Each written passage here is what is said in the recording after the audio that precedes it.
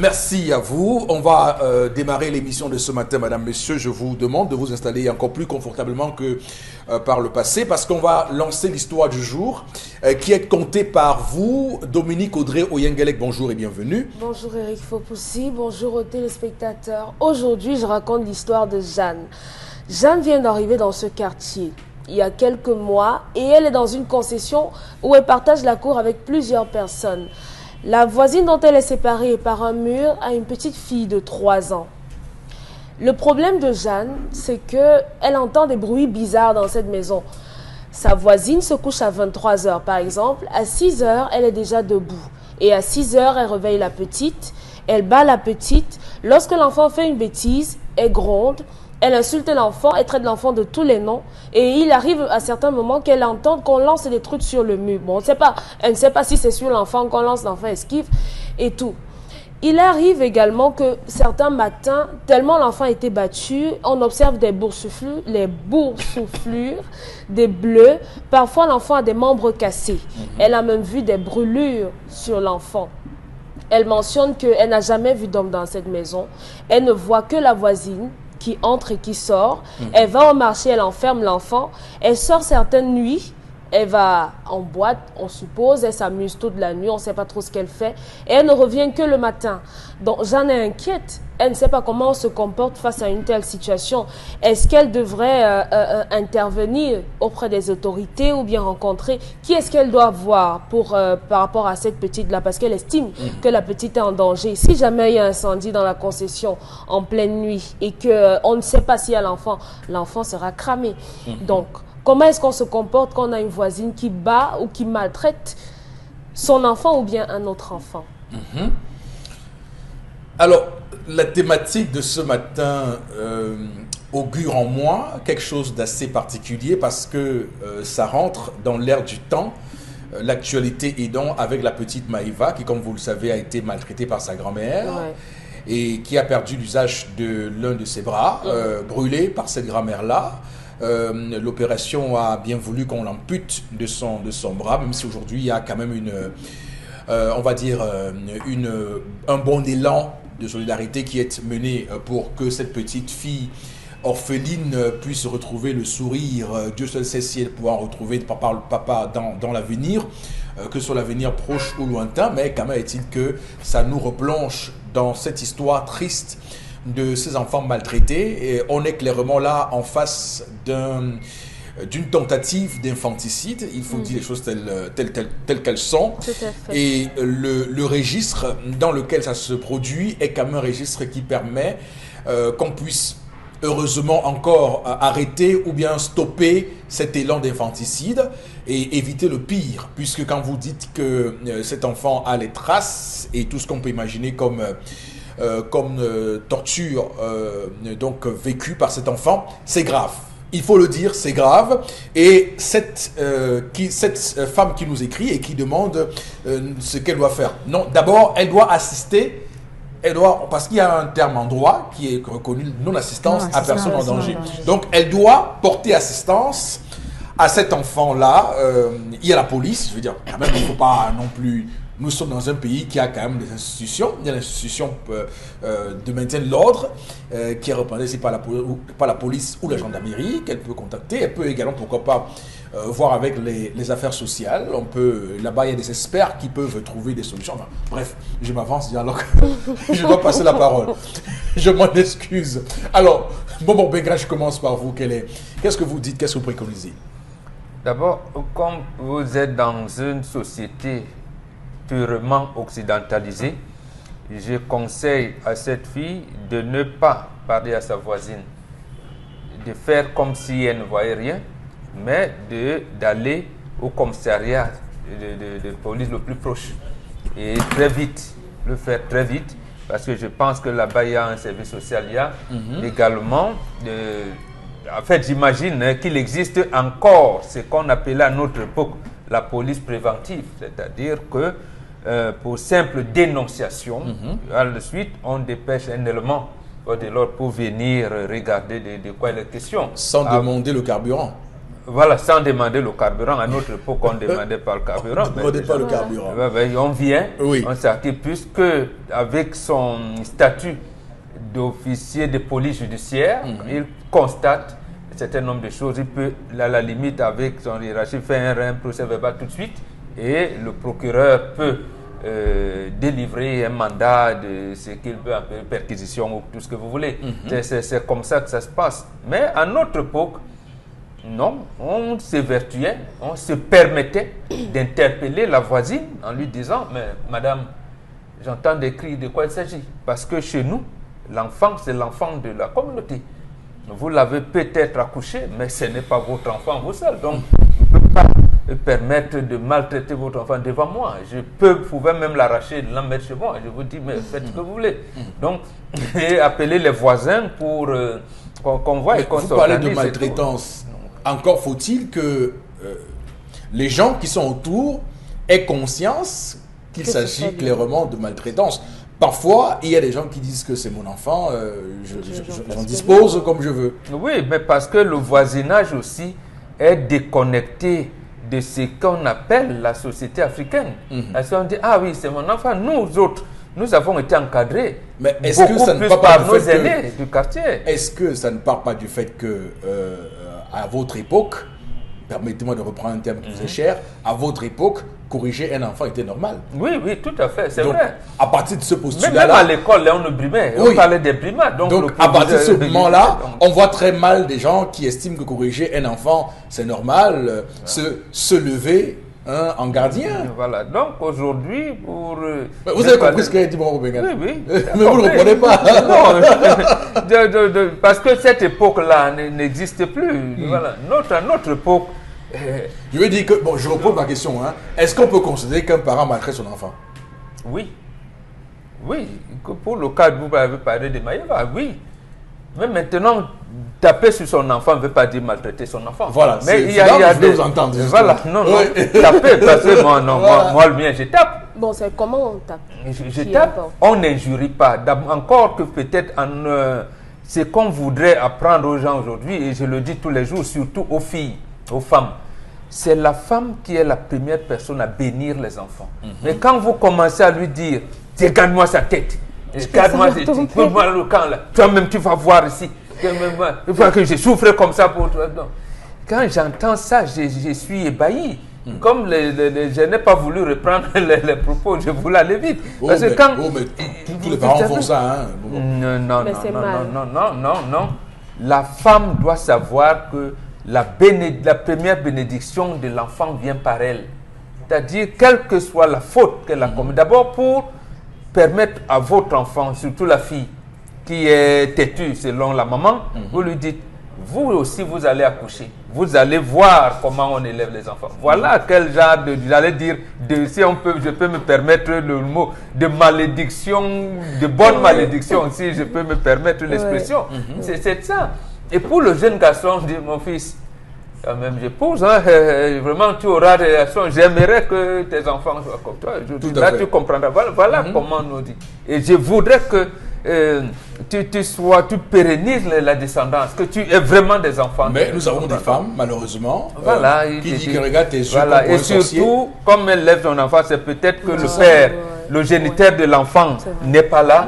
Donc, au lieu de régler son problème avec le géniteur de l'enfant, il verse sa colère sur le petit enfant qui ne sait rien, qui n'était pas là. D'ailleurs, quand il faisait des avances entre eux, il n'était pas là. Ok, d'accord.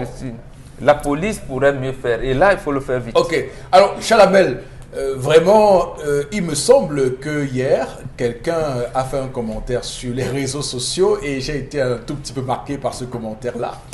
Parce que la personne évoquait votre angle d'attaque sur les sujets que nous développons sur ce plateau et évoquait évidemment le caractère misogyne de vos propos.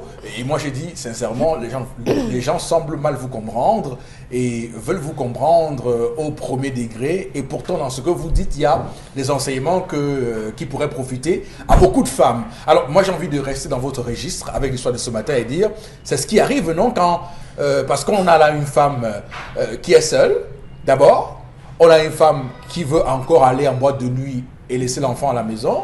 On a une femme qui n'a pas assez de patience, qui lorsque l'enfant a fait une petite gaffe, tout de suite déverse sa colère sur l'enfant. On a une femme un peu fébrile sur le coup, là. Monsieur Rifopoussi, il faut commencer par dire à ceux-là qui se plaignent que je n'ai rien contre les femmes. J'ai rien contre les femmes. On analyse les faits de manière froide. D'accord. Et on attribue les responsabilités à qui de droit. Si c'est la femme, je ne vais pas dire c'est l'homme. Je ne vais pas dire que c'est l'homme, monsieur Rifopoussi. J'analyse de manière froide la situation. Sauf que chez vous, c'est rare. Sauf que chez vous, c'est rare oui, que c'est rare parce que la femme est le centre du monde. Voilà. Si la femme comprend qu'elle est le centre du monde, elle comprendra qu'elle est le déversoir de tout. Donc pour vous, qui aime bien châtie bien. Voilà, la femme est le déversoir de tout. Pendant qu'il y a des gens qui trouvent ça mauvais, il y a des femmes qui apprécient. J'ai des femmes, des mamans qui m'accostent. Parfois c'est des maniocs qu'elles me donnent, parfois c'est des bâtons.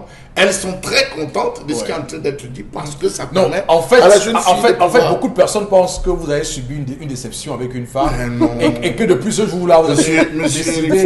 Non, rassurez votre monde. Quand vous regardez mon visage, c'est le visage d'un homme malheureux.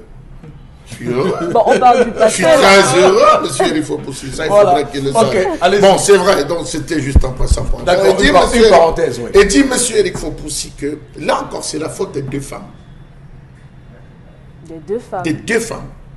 La première femme, c'est la mère. Monsieur Rifopoussi, je vous ai dit que la méthode avec laquelle on conçoit un enfant détermine le reste de la vie de cet enfant. La méthode avec laquelle on conçoit un enfant détermine la finalité. Une femme qui a conçu un enfant dans le viol, l'enfant aura... Oui, monsieur, il faut aussi l'éducation. Vous qu'on le veuille ou non, il y aura un impact sur la façon avec laquelle cet enfant va être élevé, va être éduqué. Vous avez des mamans qui pendant longtemps ont rejeté leurs enfants. Parce que chaque fois qu'elle voyait l'enfant, ça lui rappelait le père de l'enfant. Elle dit, je ne veux plus te voir. Comme tu n'as rien pris de moi, dégage. Quitte à côté de moi, il va donner à une tante. Vous avez des enfants qu'on a maltraités. Parce que les tout premiers mots de l'enfant, ça a été papa. Ahmed dit, ton père ici. Ton père vit avec moi. Tu dis papa au lieu de dire maman, c'est moi qui souffre sur toi. Donc vous voyez, c'est ça. Quand on dit c'est la faute à la femme, Bomboka l'a dit de tout à l'heure, que la femme a transposé ses problèmes sur l'enfant. Il y a une transposition, que vous le vouliez ou non. Cette transposition peut être sa déception sentimentale. Cette transposition peut être son échec elle-même social. Cet enfant peut l'avoir empêché de réussir sa vie. On ne sait pas, elle travaillait dans une structure, elle était peut-être là, le simple fait pour l'avoir conçu, on l'a mis à côté. Donc il y a tout ça. Est-ce qu'au niveau de nos formations sanitaires, il y a un accompagnement psychologique de la femme enceinte? Voilà là où est le problème, monsieur Rifopoussi. Est-ce que de manière psychologique, on a préparé cette femme à avoir un enfant? Vous avez des femmes qui, lorsqu'elles donnent naissance, ne parviennent pas à allaiter l'enfant. Elle dit non, ma poitrine va tomber. Je préfère que mes seins restent tanap. Ça reste toujours debout. C'est les expressions qu'elles emploient. Je ne vais pas donner le lait à l'enfant. Et tout. Voilà des enfants qui grandissent sans avoir cette substance nutritionnelle. Vous avez des femmes qui disent, oh, mon travail, vraiment, c'est pas parce que tu es venu au monde que je vais arrêter mon travail, je dois continuer ma vie. On prend l'enfant, on abandonne à la nounou, on prend l'enfant, on abandonne à si. Donc la mère a fauté. Et plus grave encore, Chalamel, j'ai entendu ça et c'est un scandale. Voilà. Une femme détestait son enfant. Voilà. Tout simplement parce que l'enfant a ressemblé à son père. C'est ça que je dis. On voit beaucoup de la souffrance ici pour que tu ressembles à ton père. Ton père, des ongles, du regard jusqu'à la dentition. J'étais scandalisé. Tu es ri comme ton père. Je n'ai rien pris. Elle dit, donc, rien sur moi. Donc, vous voyez, ça crée ce drame, ce premier drame. Oui. Vous avez aussi, monsieur Rifopoussi, des enfants qui naissent qui sont maladifs. Vous avez des enfants qui naissent qui sont maladifs dans une situation où la fille est abandonnée à elle, le père n'est pas là, la famille n'est pas près d'elle. Vous voyez toutes ces frustrations, toutes ces colères, elle transpose ça sur les premiers venus. Donc, la maman ici a fauté parce qu'elle n'a pas été suffisamment accompagnée. Elle ne s'est pas laissée encercler, elle ne s'est pas laissée entourer. Donc là, la mère a fauté. Vous avez la voisine. Bon, vous avez dit tout à l'heure, l'enfant est l'enfant du village. L'enfant du village, c'est le premier enfant, le parent, c'est les voisins. Le deuxième, c'est les aînés du quartier, c'est l'enseignant, c'est le bienfaiteur, monsieur Rifopoussi. Parfois, vous voyez un enfant qui pleure dans la rue, vous attendez le voisin, vous attendez le père, l'enfant. Parfois, vous arrivez même dans une école, Vous êtes en pleine visite où vous allez inscrire votre enfant. Vous voyez un enfant qui prend un virage, qui vient rentrer dans vos bras, il s'agrippe sur vous. Il reste collé là. On vous pose la question, vous connaissez l'enfant? Si vous dites, je ne connais pas. L'enfant, c'est seulement entré sur moi. Vous vous retrouvez à cajoler cet enfant qui ne veut pas vous laisser. Donc, il faut dire que c'est ça le bien. Aider un enfant à traverser la route. Aider un enfant à traverser la route. Donc, c'est l'enfant. Jusqu'à aujourd'hui, ça demeure, monsieur, il faut possible. Dès le premier geste, lorsque j'arrive quelque part, visiter ma soeur, visiter mon frère, je n'entre pas chez mon frère de manière directe, je m'arrête chez le voisin. Bonjour à bonjour tante, c'est comment tu vas? Comment vous allez ici? Je m'arrête d'abord chez le voisin. Chez la voisine, c'est la voisine qui me renseigne. Parce que vous n'êtes pas que voisin, vous êtes frères. Elle a suivi la première, bouteille qui éclatait sur le mur. Elle a suivi le deuxième. Qu'a-t-elle fait, monsieur, il faut possible? Non-assistance à personne en danger. À l'immédiat, elle devait dire, mes voisines, qu'est-ce qui se passe avec cet enfant? Attendre que la mère sort et dit à l'enfant, si maman te tape la prochaine fois, fuis, tu viens te cacher ici à la maison. C'est comme ça qu'on faisait, monsieur, il faut possible. Lorsque papa cherchait à fouetter, on calcule, pendant qu'il fouette, on va vers la porte. Dès que la porte est ouverte, on disparaît, on va se cacher sur le voisin. Lorsqu'il arrive chez le voisin dit, hé voisin, laisse. Tu as déjà tapé comme ça se réglait. Voilà les stratégies qu'on mettait en place pour résoudre certains problèmes. Et parfois, c'est la voisine qui dit que papa t'a fouetté parce que tu as fait ça, tu as fait ça. Promets-moi, parce que la prochaine fois, je ne vais plus te défendre. La prochaine fois, tu ne vas plus entrer ici. Parce que c'était ça l'Afrique. On sortait, je ne mangeais pas chez nous.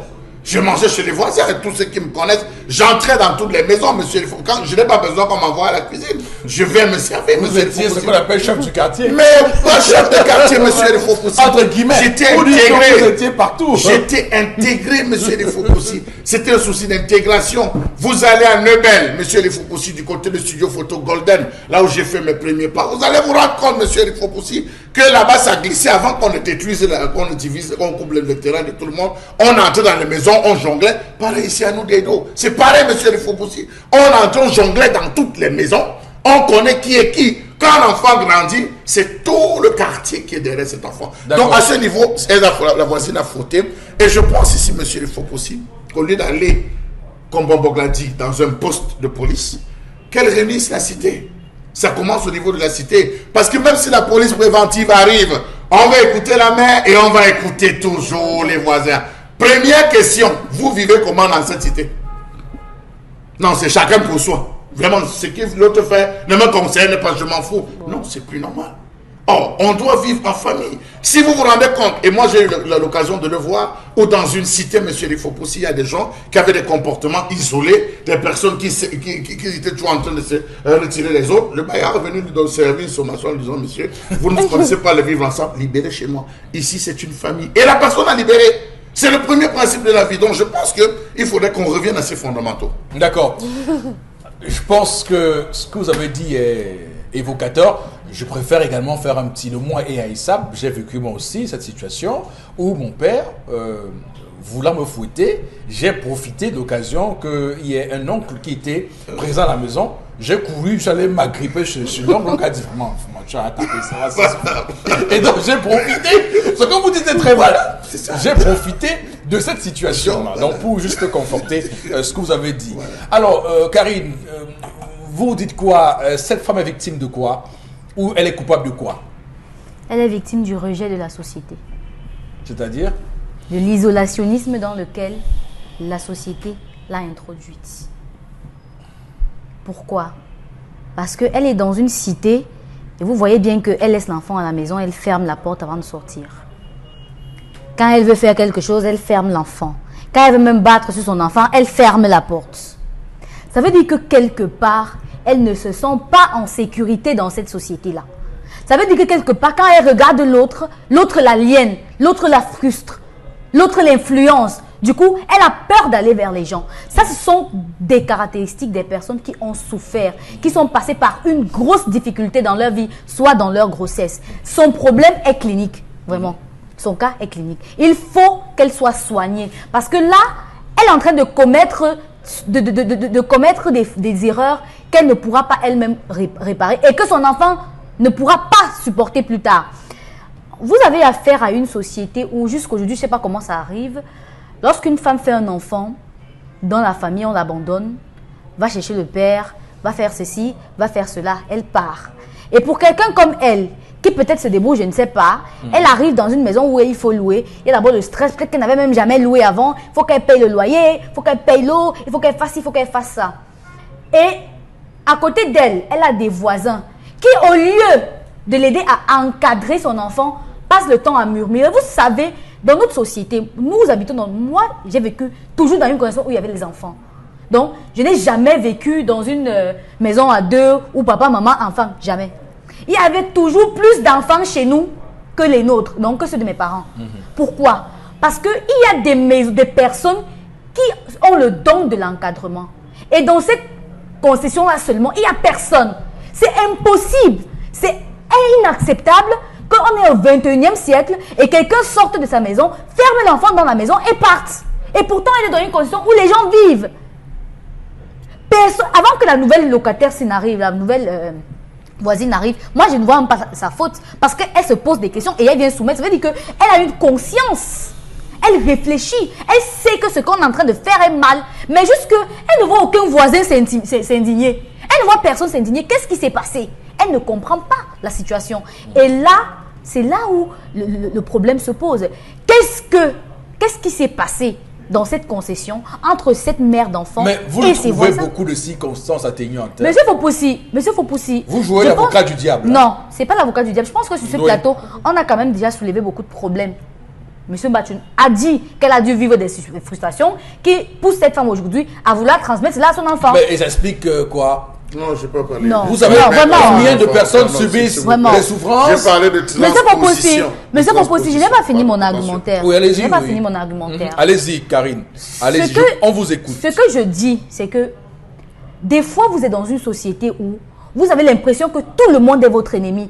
Et vous le voyez même aux États-Unis. Quelqu'un qui se lève le matin, il tire son voisin pour rien. Parce que pour lui, son voisin, c'est son ennemi dans sa tête. Une femme qui vit avec son enfant dans une concession, c'est ça mon problème. Avant qu'on aille chez le chef de quartier et tout ça, elle vit en communauté. Elle a des voisins. Quand elle se lève le matin, elle ne dit pas bonjour aux gens. Ça se passe comment là-bas? Pourquoi est-ce que personne ne lui a jamais dit que quand tu fais ça, c'est pas bien. Quand tu veux laisser ton enfant, laisse-le chez moi. Ne le ferme pas dans la maison. Voilà ce qui se passe. Nous, on le fait. Ma maman a toujours dit, quand quelqu'un voulait, dans nos concessions, même quand on louait, n'importe quoi, quand vous vouliez partir à vos occupations, même si vous êtes les femmes qui faites le commerce de la nuit, elle vous dit laisse ton enfant avant de partir, tu reviens, tu le récupères. Pourquoi? Parce que c'est ça vivre en société. On n'a pas besoin de vivre comme si on était des chiens et des chats. C'est la société qui l'a rejeté. À un moment donné, elle ne se fait pas comprendre. Et il n'y a personne pour venir lui dire que ouais voisine, j'entends chaque fois ton enfant crier. Vraiment, j'aimerais que tu la laisses chez moi. Peut-être que quand elle va voir ses frères, donne-t-elle l'occasion aux gens de l'approcher? Parce qu'il y a aussi ça. Est-ce que les gens ont aussi essayé? Je dis bien, elle est plongée dans une solitude. Il y a des gens comme ça. Quand vous allez voir quand il arrive quelque part, il pouvait rester seul dans son coin. Si vous ne l'approchez pas, vous n'essayez pas de percer son mystère. Vous avez même une occasion pour le faire parce que vous entendez des bruits chez elle. Vous venez toquer à la porte. D'accord. Alors, Charles, je reviens à vous dans un instant. Non, je reviens à vous dans un instant, tant que Dominique Audrey prenne également la parole pour qu'on fasse un tour complet de ce plateau. Allez-y, Dominique. Oui, je pense que si les voisins en sont arrivés au point où ils ne s'ingèrent pas dans les problèmes ou bien dans ce qui se passe dans sa maison, c'est simplement parce qu'elle a dû afficher un certain comportement. Vous savez, dans les concessions aujourd'hui, pour les personnes qui sont en location, on a parfois du mal à se mélanger, je vais parler comme au quartier, avec les voisins. Parce que vous allez voir des voisins qui sont condescendants, qui ont une attitude vraiment, ce qui fait qu'on est obligé d'aller dans nos retranchements. Je ne suis pas en train de justifier le fait qu'elle tape sur l'enfant. Moi, mon problème avec l'enfant, c'est qu'elle ne se rend pas compte qu'elle est en train de traumatiser cet enfant-là. Un enfant de 3 ans qu'on réveille à 6 heures, je ne sais pas s'il y a 3 ans, on peut laver les assiettes. Je ne sais pas à quoi est-ce qu'on est utile à 3 ans. Je me demande si c'est effectivement son enfant. Parce que également, une mère, je ne sais pas comment ça se passe. Qui a souffert, qui a porté l'enfant 9 mois, qui a eu les contractions et qui a eu l'accouchement. Oui, peut casser un membre à l'enfant, peut brûler un enfant. Moi, je ne sais pas. Mais ce que je sais, c'est que la voisine doit tout faire pour qu'on lui enlève cet enfant-là. Si les voisins ne se mêlent pas de cette histoire, ça veut dire qu'il y a un passé. Certainement, la mère de l'enfant a dû faire des choses. Les bagarres et les engueulades dans les concessions, ça ne manque pas. Moi, je suis du genre. j'essaie de vous aborder une fois par rapport à quelque chose et vous restez sur votre position, si vous voulez aller dans un trou, je vais vous pousser dans le trou. C'est comme ça. Vous avez toujours Et pour Dominique Audrey, le problème, c'est un enfant qui est innocent, qui n'a rien demandé. Des propos Vous êtes- qui font le buzz. Allez-y, oui. C'est mon naturel. Oui, poussez dans le trou. Sérieusement, je suis comme ça. Parce que Voilà. si on essaye de faire un reproche à quelqu'un, si vous parlez à quelqu'un de quelque chose qui n'est pas bien, et la personne vous regarde de haut, la personne met à la poubelle ce que vous dites, vous voulez que je fasse quoi? Je ne Oui. vais pas vous forcer, vous Vous faites ce que poussez vous dans le voulez trou. et je vous pousse dans le trou. Voilà. Mais est-ce que vous savez que si Ok. cet enfant parvient à décéder, vous aussi, vous serez D'accord. autant coupable qu'elle? Ok. Les voisins ont certainement dû faire quelque chose. Alors, et elle Charles-Abel, a je dû rester vous sur ses positions. redonne la parole, Charles-Abel. Je vous redonne Monsieur la parole. Rifopoussi, Oui. vous avez des gens qui sont foncièrement méchants à telle enseigne que tout le bien que vous pouvez faire tout autour de lui se transforme en bouffe, se transforme en de la cadeau, monsieur Rifopoussi. Très bien. Comment est-ce que vous allez rentrer dans une cité sans dire bonjour à quelqu'un? Comment allez-vous vous installer sans que les voisins ne vous aident à vous installer? Comment est-ce que vous allez rentrer dans un système sans toutefois vous intégrer dans ce système? Ça veut dire que vous êtes un virus. Et lorsque vous devenez virus, il faut absolument un antivirus pour vous éradiquer, monsieur Rifopoussi. L'enfant est le parent de l'homme. Monsieur Rifopoussi, j'ai causé avec des gens que je n'avais jamais imaginé causer à cause de l'enfant. À cause de l'enfant. C'est le père de. Oui. Il entre dans les Encore il dit c'est le père Dites de. les gens. Parfois tu sors, il est en train de saluer, il dit comment va mon ami tel? Tu dis mais tu connais celui-là? Oui, il dit que non, c'est le père de mon ami, papa laisse, allons. C'est l'enfant qui te dit que papa laisse, allons, c'est le père de mon ami. Un ami que vous ne connaissez pas. Comment cet enfant vit? Si vous Mais posez-vous la faites question. Très bien. Comment cet enfant vit dans cette cité? Non, monsieur Rifopoussi. Ok. Elle a voulu personnellement se retirer volontairement, recouper son enfant. Comment réussit-elle à enfermer un enfant de 3 ans? Un enfant de 3 ans dans une maison, vous l'enfermez, Avec l'enfant des reste crises. comment? Avec tout, si c'est le réchaud, si c'est avec tout ce qui peut avoir les allumettes, non. Alors, on va lire quelques messages ce matin avec vous, Karine. Oui, ils sont très nombreux, hein, ces messages. En deuxième priorité, il y a un message, les échanges.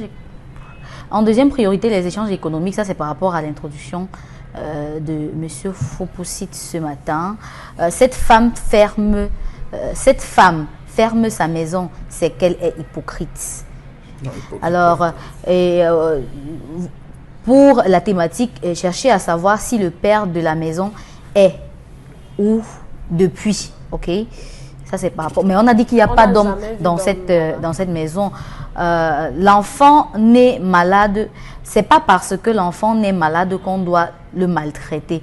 Moi, j'ai eu un enfant malade, mais je l'aime. Les enfants sont les bénédictions d'Allah. Donc, elle doit tuer son enfant parce que la société l'a rejeté. Ça, c'est ce qu'il faut que... Salam, ma personne. Un autre, la femme en question s'est isolée toute seule. C'est pas la société qui l'a Oui. fait. Pourquoi Un- vous souriez quand je dis salam, un autre. Dominique Audrey? Pourquoi vous souriez quand je dis Parce salam? qu'elle a dit Allah, c'est normal. Elle a dit alors. Oui, je dis salam pour Je dire voulais- que nous sommes un plateau qui accepte toutes les obédiences. D'ailleurs, on a beaucoup de gens qui nous regardent dans ces lieux-là, donc c'est pour vous dire ça. C'est Ok. simplement ça, il n'y a pas d'autre chose. Je voudrais juste dire, Monsieur Charles Mathieu. que Raison n'aime pas accepter à 98% l'argent de la femme sont les deux problèmes du monde. Moi, j'ai une femme et une maman, mais je le dis, que l'argent et la femme sont les deux problèmes du monde. Il n'a pas tort. Ah, ok. Il est d'accord. Il y a quelqu'un qui dit qu'il est d'accord avec moi. Je ne sais pas trop en quoi. Que la société l'a Voilà. isolée. Un autre message. C'est une feu Armel qui met feu contre le régime. Oh, vraiment, des messages par rapport à l'histoire du jour. On devrait gérer ce genre de cas comme en Guinée équatoriale. Fouetter ce genre de parents en sortant, elle paye une amende.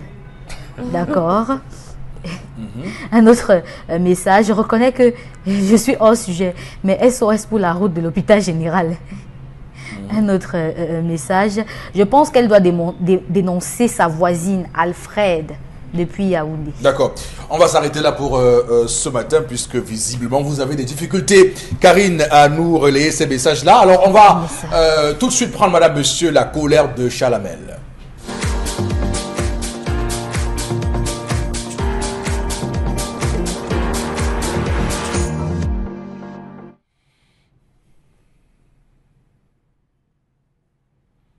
Je m'interroge ce jour sur la question des hôpitaux dans ce pays, à l'heure où le ministre de la Santé s'exerce à la routine du tourisme dans les formations sanitaires de ce pays.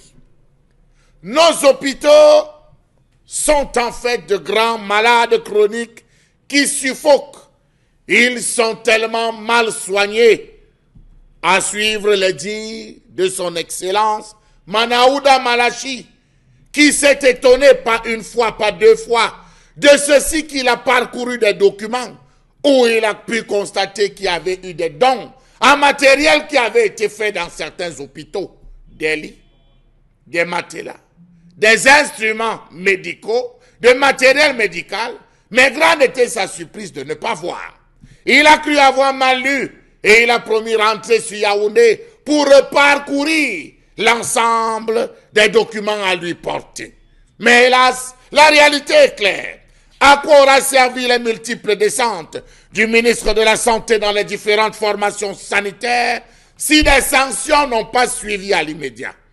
Savez-vous qu'alors qu'il effectuait une descente de nuit à l'hôpital de Bolova, il n'a pas manqué d'apercevoir des souris qui faisaient des navettes transportant des produits. Quel type de produit dans la bouche ou quel type de nutriments, allez savoir. Est-ce que l'hôpital est devenu un réfectoire? Posons-nous les bonnes questions. Que dire de sa stupéfaction dans les hôpitaux La Quintini, Deido et Général? La corruption dicte sa loi dans nos hôpitaux. Les infirmiers et les médecins très cupides avides d'argent et de gains faciles chercheront donc toujours à estorquer du fric aux malades avant de les soigner. Allez voir, allez visiter l'hôpital de Nongal. Allez visiter l'hôpital régional de Bolova. Allez visiter l'hôpital régional de Garoua. Allez visiter l'hôpital régional de Maroua. Allez visiter l'hôpital Angaoundéré. Vous mettrez la main sur la tête. Vous repartirez de là en vous demandant quelle est l'identité de ceux qui viennent se soigner parce qu'il manque tout. Désormais, on transporte sur le Bensikin son matelas, sa couverture, l'oreiller pour aller se faire soigner. Je ne vous parle pas de Kribi. Non, Kribi, une zone balnéaire, il faut aller découvrir Kribi pour savoir de quoi est-ce qu'il est en question. On paye pour avoir l'attention des gardes malades. On paye pour sa sécurité. On paye pour éviter qu'un nouveau-né ne soit volé ou que les organes d'un proche ne soient détournés à la morgue. Et donc, qui ne paye pas s'expose au hasard du sort. Les conditions de travail de certains praticiens de la santé qui sont encore sous serment d'Hippocrate et qui le respectent quand même sont parfois désirés. Les médecins et les infirmiers n'ont aucun statut réel et sont parmi les plus défavorisés des couches professionnelles. Ils sont mal payés. Ils ne se sont pas gênés pour le dire. Au ministre de la Santé, ils lui ont dit « Excellence, nous sommes mal payés. Excellence, nous donnons plus que nous ne recevons. Excellence, regardez vous-même les conditions dans lesquelles on se bat. » Il a promis parler au chef de l'État. Mais hélas, attendons voir. Certains manquent, parfois jusqu'au matériel de travail, pendant que des allocations sont détournées depuis le sommet. L'on ne cessera jamais de le déplorer. Les hôpitaux camerounais sont de véritables mouroirs, malgré tous les discours politiques qui sont faits par les autorités pour inciter les citoyens et s'y rendre lorsqu'ils sont malades. Le comportement du personnel soignant n'encourage pas cette dynamique. Savez-vous que les pansements, les solutés de remplissage, les perfusions et les antibiotiques dans les hôpitaux se vendent plutôt dans la rue?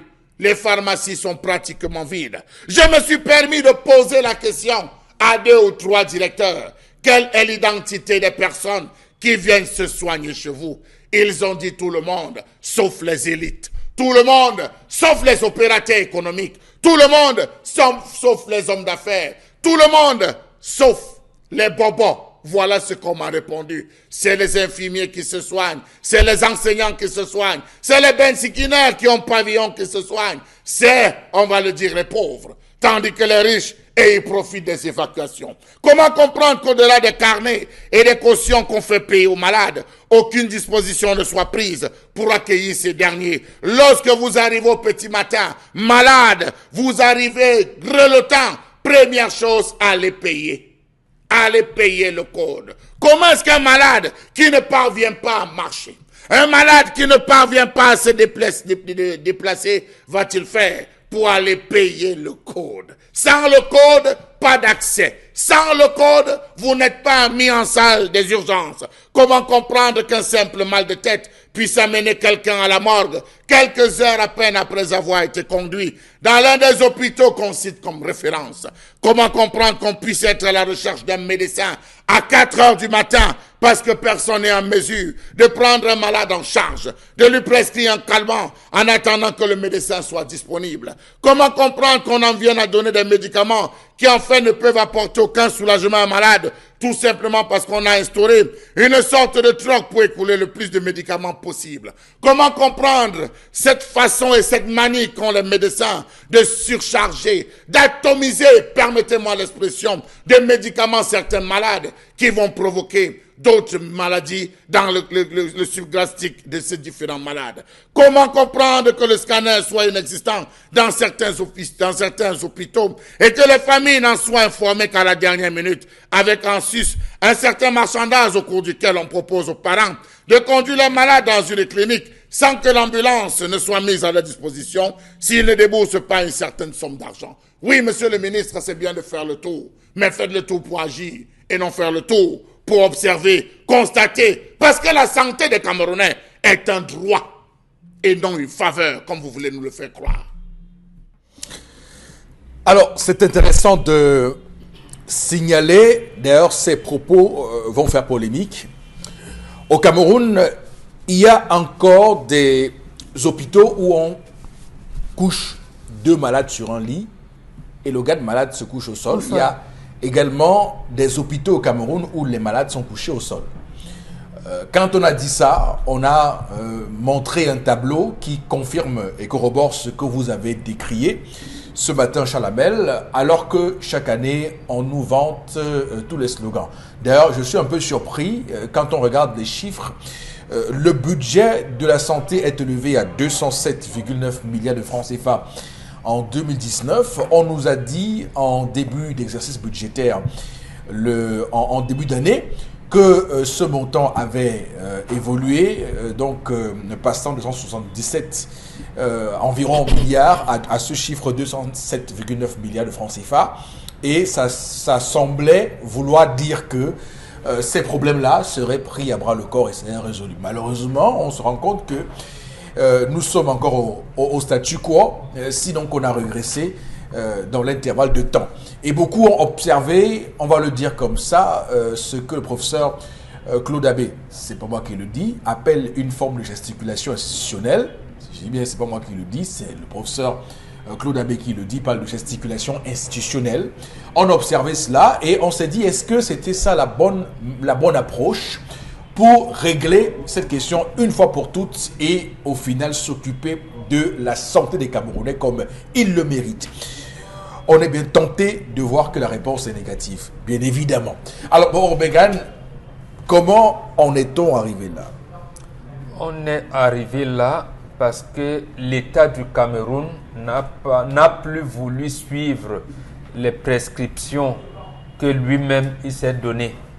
Mais on peut comprendre également que cet État du Cameroun qui ne voulait pas, je veux dire les dirigeants de cet État du Cameroun qui ne voulaient pas, parce qu'ils ne savaient pas ce qu'on appelle souveraineté, ont laissé leur souveraineté de santé entre les mains de la métropole, de la France notamment. Donc, au lieu au moins de coordonner en disant à la métropole, voilà les orientations que vous avez mises en place avec la nouvelle donne, nous concédons une partie de notre souveraineté aux confessionnels. Il a parlé tout à l'heure de l'hôpital de Nongal, c'était des presbytériens. On pouvait également ajouter le Abduchen et les autres. C'est-à-dire quoi? C'est-à-dire que la décentralisation, c'est quand l'État concède une partie de ce qu'on peut appeler de son pouvoir régalien au privé. Ça peut être des missionnaires, ça peut être vous en tant que privé. Mais il y a un suivi. Ce suivi est encadré par 2 choses fondamentales. Vous entendez souvent, on vous dit, prévenir vaut mieux que guérir. C'est-à-dire quoi? Ça veut dire qu'on apprend la santé. comment évacuer les ordures, comment être dans un navire, comment entretenir les latrines, comment vous lavez les mains, l'enfant laver les mains, ainsi de suite. Mais ça veut dire qu'à l'hôpital, on a deux choses à faire fondamentales. Administration des soins et faire des recherches. Ça veut dire que dans une ville comme Douala, on peut légitimement mettre en place, on dit, ah oui, comme aujourd'hui les enfants, ils sont comme ça, les libertinages, les bars, le vente emporté, ils doivent avoir ce qu'on appelle les centres de maladies vénériennes. Il doit en avoir. Quand vous entendez souvent parler de plateaux techniques, il doit avoir une spécialisation. Il doit avoir une spécialisation de ce qu'on peut appeler des centres de maladies spécialisées sur les cas pulmonaires. Donc, je pense que la polyclinique d'Aquaïté, dans des grands, et d'autres où on parle de grandes endémies. Et l'hôpital doit donc être suivi, et ça c'est le gouvernement, par ce qu'on appelle l'évacuation ou alors le contrôle d'hygiène. Maintenant, ça veut dire quoi? Les rats, on parle des rats, c'est inadmissible que les rats se retrouvent à l'hôpital, puisqu'on doit commencer à les chasser où? Partie des marchés, là où on jette les ordures. Donc l'État s'engage à le faire parce qu'on veut maintenir sa population propre. Mais le Charles Hamel a montré les hôpitaux de Kribi. Moi, ça m'a... Mais Charles Hamel... Ça vous a choqué? Oui. Mais j'ai dit, les gens ne doivent même plus aller à Kribi. Vous ne devez pas. J'entends les gens dire apprécier les plages. Mais attendez, vous tombez malade à Kribi, c'est fini pour vous. Or, moi je vois Kribi en 1949. L'hôpital de Kridi, et il y en avait un où on avait envoyé le docteur Moumier en 1949 à Lolodof. Je veux dire, à Lolodof en 1949, vous pouvez manger dans les latrines sans savoir que vous êtes dans les latrines. C'est-à-dire, c'était tellement propre. Comment le Camerounais de 1949 peut avoir une telle hauteur de la santé et que le Camerounais dit évoluer aujourd'hui en 2019 se retrouve encore comme ça dans un hôpital, c'est inadmissible. Oui. C'est inadmissible. Pourquoi on arrive là, je chute donc. Alors, c'est une question structurelle. J'allais dire, non, c'est une question conjoncturelle. Oui. Conjoncturelle. Oui. Premièrement, il faudrait qu'on se batte pour avoir notre souveraineté, qu'on ne laisse plus la métropole et d'orientation politique. Les cartes sont entre les mains de qui finalement? Du chef de l'État et Oui. de son gouvernement. J'entends, parce que je parlais de prison tout à l'heure, et j'indexais le ministère de la Justice. Oui. Monsieur Malachi, j'aime dire qu'il a un nom biblique. Est-ce que le tour qu'il a fait dans des hôpitaux, qu'a-t-il retenu? Qu'est-ce qu'il va donc? En fait, moi, à sa place, j'aurais fait comme Ambassala, comme le ministre Ambassala à son époque. Il aurait provoqué un conseil extraordinaire de cabinet en disant au Premier ministre, Excellence, les Camerounais sont en train de mourir. D'ici décembre, ça c'est grave. J'ai remarqué ceci, organisons un cabinet pour qu'on sache où se trouve ce qu'on appelle le centre de santé intégré, où se trouve ce qu'on appelle centre médical d'arrondissement, dans quel état se trouvent les hôpitaux dits des districts, dans quel état se trouve l'hôpital dit régional, dans quel état se trouve l'hôpital dit central et l'hôpital dit général. Donc c'est un peu ça. Et maintenant, les gens qui vous accompagnent, il a parlé de Nongal, je peux citer Metet, je peux citer Djungolo, je peux citer Sakbaïm, Kol Volan ou les autres. Donc, la liste est interminable. Oui, interminable. Donc, oui. monsieur Malachi, Manaouda Malachi provoquer un conseil de cabinet extraordinaire parce que nous mourrons. C'est que j'ai vu à Kribi. Pourquoi pas un conseil de ministre une fois? Bon, mais le conseil de ministre... Ça fait quand même très longtemps qu'on Non, le calendrier du président est... Non, on ne peut pas dire ça République. Alors, on va... on ne peut pas dire ça République. Alors, c'est quand même tout à fait terrible ce qui se passe, Karine, sur cet état de nos hôpitaux qui montre en réalité les failles de ce système de santé.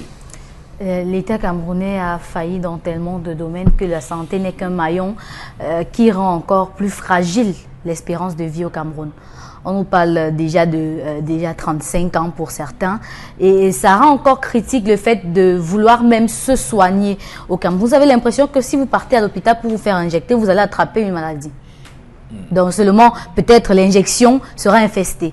Parce que si vous voyez dans le cadre dans lequel on soigne ces malades, vous comprenez directement que c'est la maison favorable pour les moustiques si ils vivent là-bas. Ça veut dire que le paludisme, les risques d'attraper un paludisme étant à l'hôpital sont très hauts.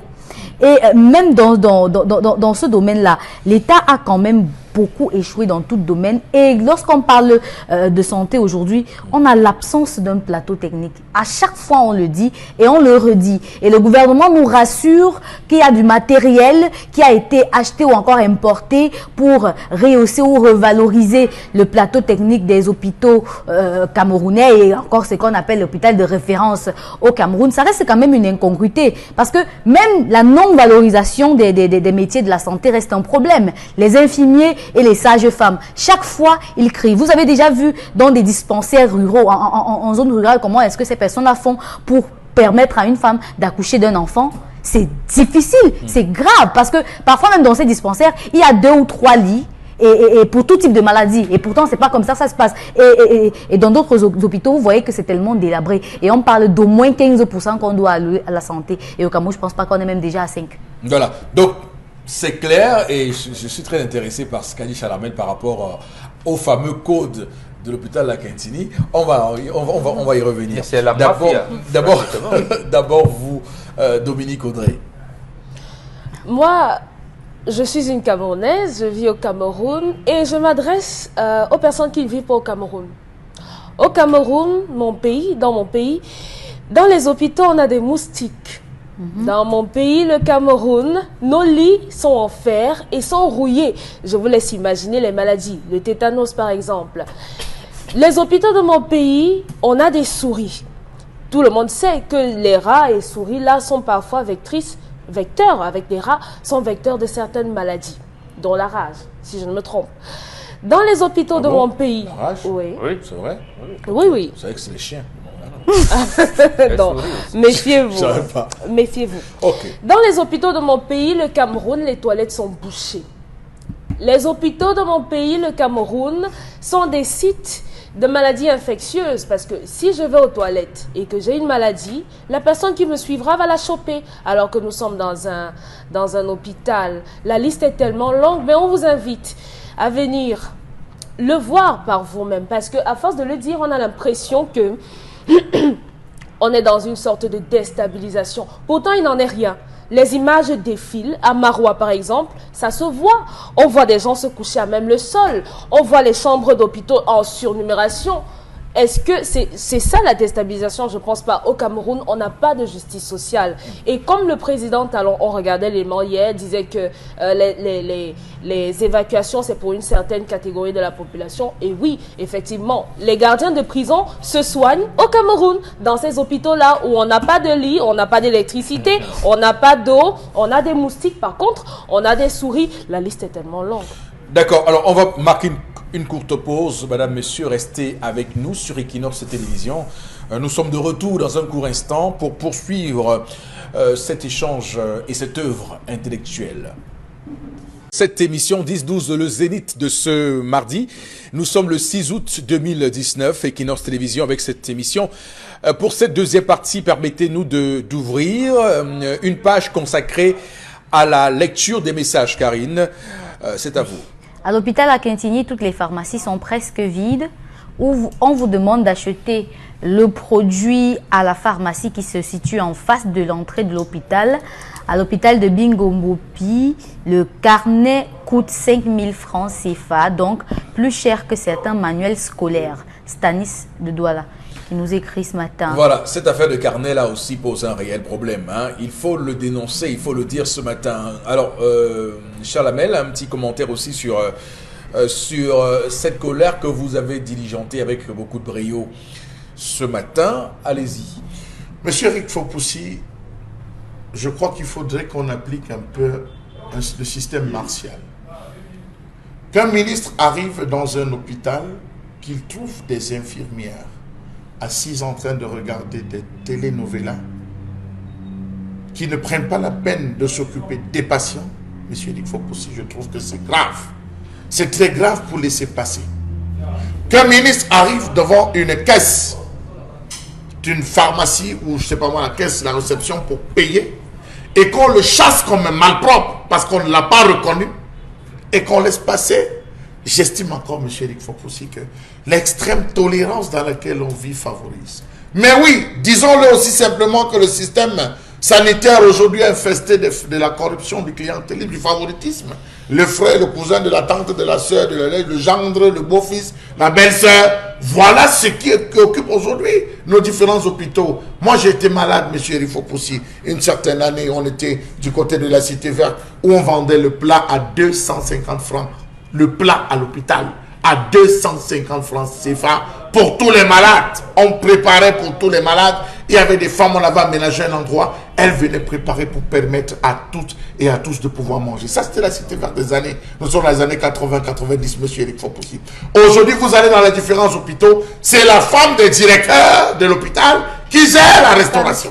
Le restaurant. Expliquez-moi comment est-ce qu'on arrive à ce niveau. Quand vous arrivez dans une formation sanitaire, qu'on vous dise, monsieur, vous ne venez pas avec vos draps. L'hôpital va vous louer des draps. Vous allez payer. L'hôpital va vous louer des draps. Si vous avez 3 jours, la journée du drap, c'est 500 francs, monsieur, il faut possible. Que la simple pulvérisation pour tuer les moustiques soit payante dans votre chambre. Alors que vous pouvez vous-même acheter, je ne sais pas moi, n'importe quel produit, le Flytox pour amener et pomper vous-même dans votre chambre. Que vous vous retrouvez à être 2 sur un matelas parce qu'il n'y a pas de matelas et qu'on vous demande de venir avec votre petite literie, qu'on demande aux gardes malades de venir, c'est à se demander, mais à quoi est-ce qu'on pense? On pensait qu'on créait ces différents hôpitaux, monsieur Eric Fopoussi. Vous arrivez dans des services des urgences, vous vous retrouvez, le sang est versé, il n'y a pas de brancardier pour transporter quelqu'un à l'entrée de l'hôpital, pas de brancardier. Il faudrait que ce soit le ministre qui vient créer. Il faut se poser les bonnes questions. Qu'aujourd'hui, toutes les vraies pharmacies sont à l'extérieur. Que chaque infirmière qui visite détient les médicaments dans sa blouse. On t'a prescrit quoi? Fais-moi voir le carnet. Regarde le carnet, monsieur, il faut poser. À tel produit, tu ne peux pas avoir ça ici. Tel produit, vraiment, c'est rare. Hein?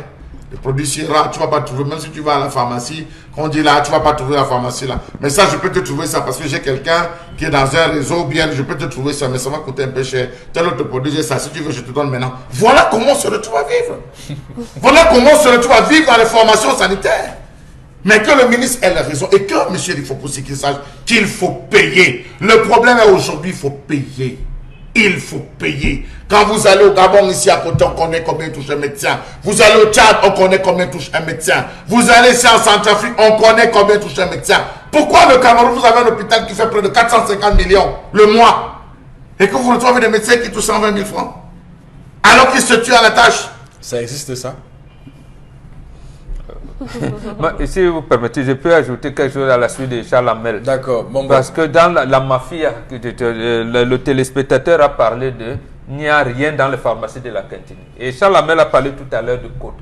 Peut-être il faudrait dire en quelques mots, c'est arrivé comment? C'est le docteur Antonin Fried, directeur de la cantine, qui institue, oui, ce que lui, il appelle à l'époque où il était officier comme directeur de la cantine. Voilà. Vous avez raison. C'est lui qui institue ce qu'il appelle mutualisation des forces pour que le malade puisse avoir accès aux soins. Très bonne chose au départ. Mais sauf que, quand vous arrivez, on ne vous prend pas encore en charge, vous payez d'abord. Vous devez payer d'abord. Alors que l'idée principale, c'est que vont vous prendre d'abord en charge et vous pouvez payer après. D'accord. Maintenant, à quoi sert donc le code? À quoi sert le code si on ne vous prend plus en charge? Autre chose qui est liée à ça, moi j'ai quelqu'un qui a été hospitalisé là dernièrement. La simple numération sanguine, vous passez 5 jours. NFS, oui. NFS, 5 jours. Pour faire quoi? Pourquoi? Alors que l'hôpital La Quintini est considéré comme une direction extérieure du ministère de la Santé publique. Ça doit être un hôpital de référence, c'est ce qu'on dit là-bas. D'accord. Pourquoi on en arrive là? Et à La Quintini, comme disait Karine Sontia, vous restez là à 19h, vous allez attraper le palu, même si vous êtes venu visiter votre malade. Donc je vous conseille, comme disait, rendez visite à vos malades à midi. Voilà. Midi, vous venez le soir, les moustiques vont vous finir. Info pratique, on va dire ça. Comme on dit en journalisme, info pratique. Alors, le 23 juillet 2016, vous savez ce qui s'est passé au Cameroun? 23 juillet 2016. Bon, après la mutinerie du 22. 23 juillet 2016, inauguration de l'hôpital des références de Sambelima. quel bilan on peut en faire? Je laisse chacun faire ses devoirs. Non, non. Quand on dit référent, ça veut dire que c'est un haut niveau d'administration des soins et de recherche. Bien sûr. Moi, j'aimerais bien qu'on nous dise donc, parce que j'ai entendu un médecin, un gynécologue obstétricien nigérian, qui a fait une prouesse dernièrement disant qu'il a opéré un enfant, un fœtus, un enfant qui était encore dans le ventre de sa maman, lui a opéré une ethnie. C'est possible. Donc, oui, mais il l'a fait nigérien, ça circule. C'est possible. Et Ça, que, oui. malheureusement, Voilà, et l'hôpital de Monsieur- référence, même le Grand Palu, est-ce qu'on a soigné? Monsieur Eric Fopoussi, quand vous vous non, baladez, c'est censé, cet hôpital est censé être supérieur au centre hospitalier universitaire de Yaoundé. Soit dit en passant, j'aimerais juste rappeler que devant cet hôpital, qu'on dit également de référence, l'un des meilleurs au Cameroun, avec l'hôpital général de Yaoundé et Douala, il y a des bacs d'ordures là où on laisse ranger les ordures. Parfois, ça déborde. Les seringues et autres. Ça déborde là-bas devant et ça ne semble rien dire à personne. Là-bas à Mélène, pour ceux qui veulent savoir, c'est à Mélène là-bas, c'est très compliqué. Je trouve aussi tout à fait un peu bizarre que juste à côté, il y a un lieu où on distribue de la joie. Bon bref, c'est pas le débat. Monsieur Eric Fopoussi, aujourd'hui les Camerounais se plaignent des lenteurs observées de l'accueil à la prise en charge. Oui, Je peux vous assurer que lorsque vous arrivez même dans certains services, vu c'est-à-dire la diligence avec laquelle on s'occupe de vous, à la fin, vraiment, ce qu'on appelle le pourboire, vous laissez le pourboire de manière volontaire, monsieur Eric Fopoussi, sans qu'on ne vous De bon force, cœur. de bon cœur. Oui. Lorsque vous arrivez à l'hôpital, quand vous dites, monsieur, on ne vous prend pas en charge, vous ne rencontrez pas le médecin si vous n'avez pas payé. Quand on vous demande d'ouvrir un dossier, parce que c'est ça aussi, à quoi ça sert d'arriver dans un hôpital de référence, d'ouvrir le dossier? Moi, j'ouvrais 6 fois un dossier à l'hôpital à Kentini. Vous arrivez, on dit ouvrez le dossier. Vous ouvrez le dossier. Vous repartez.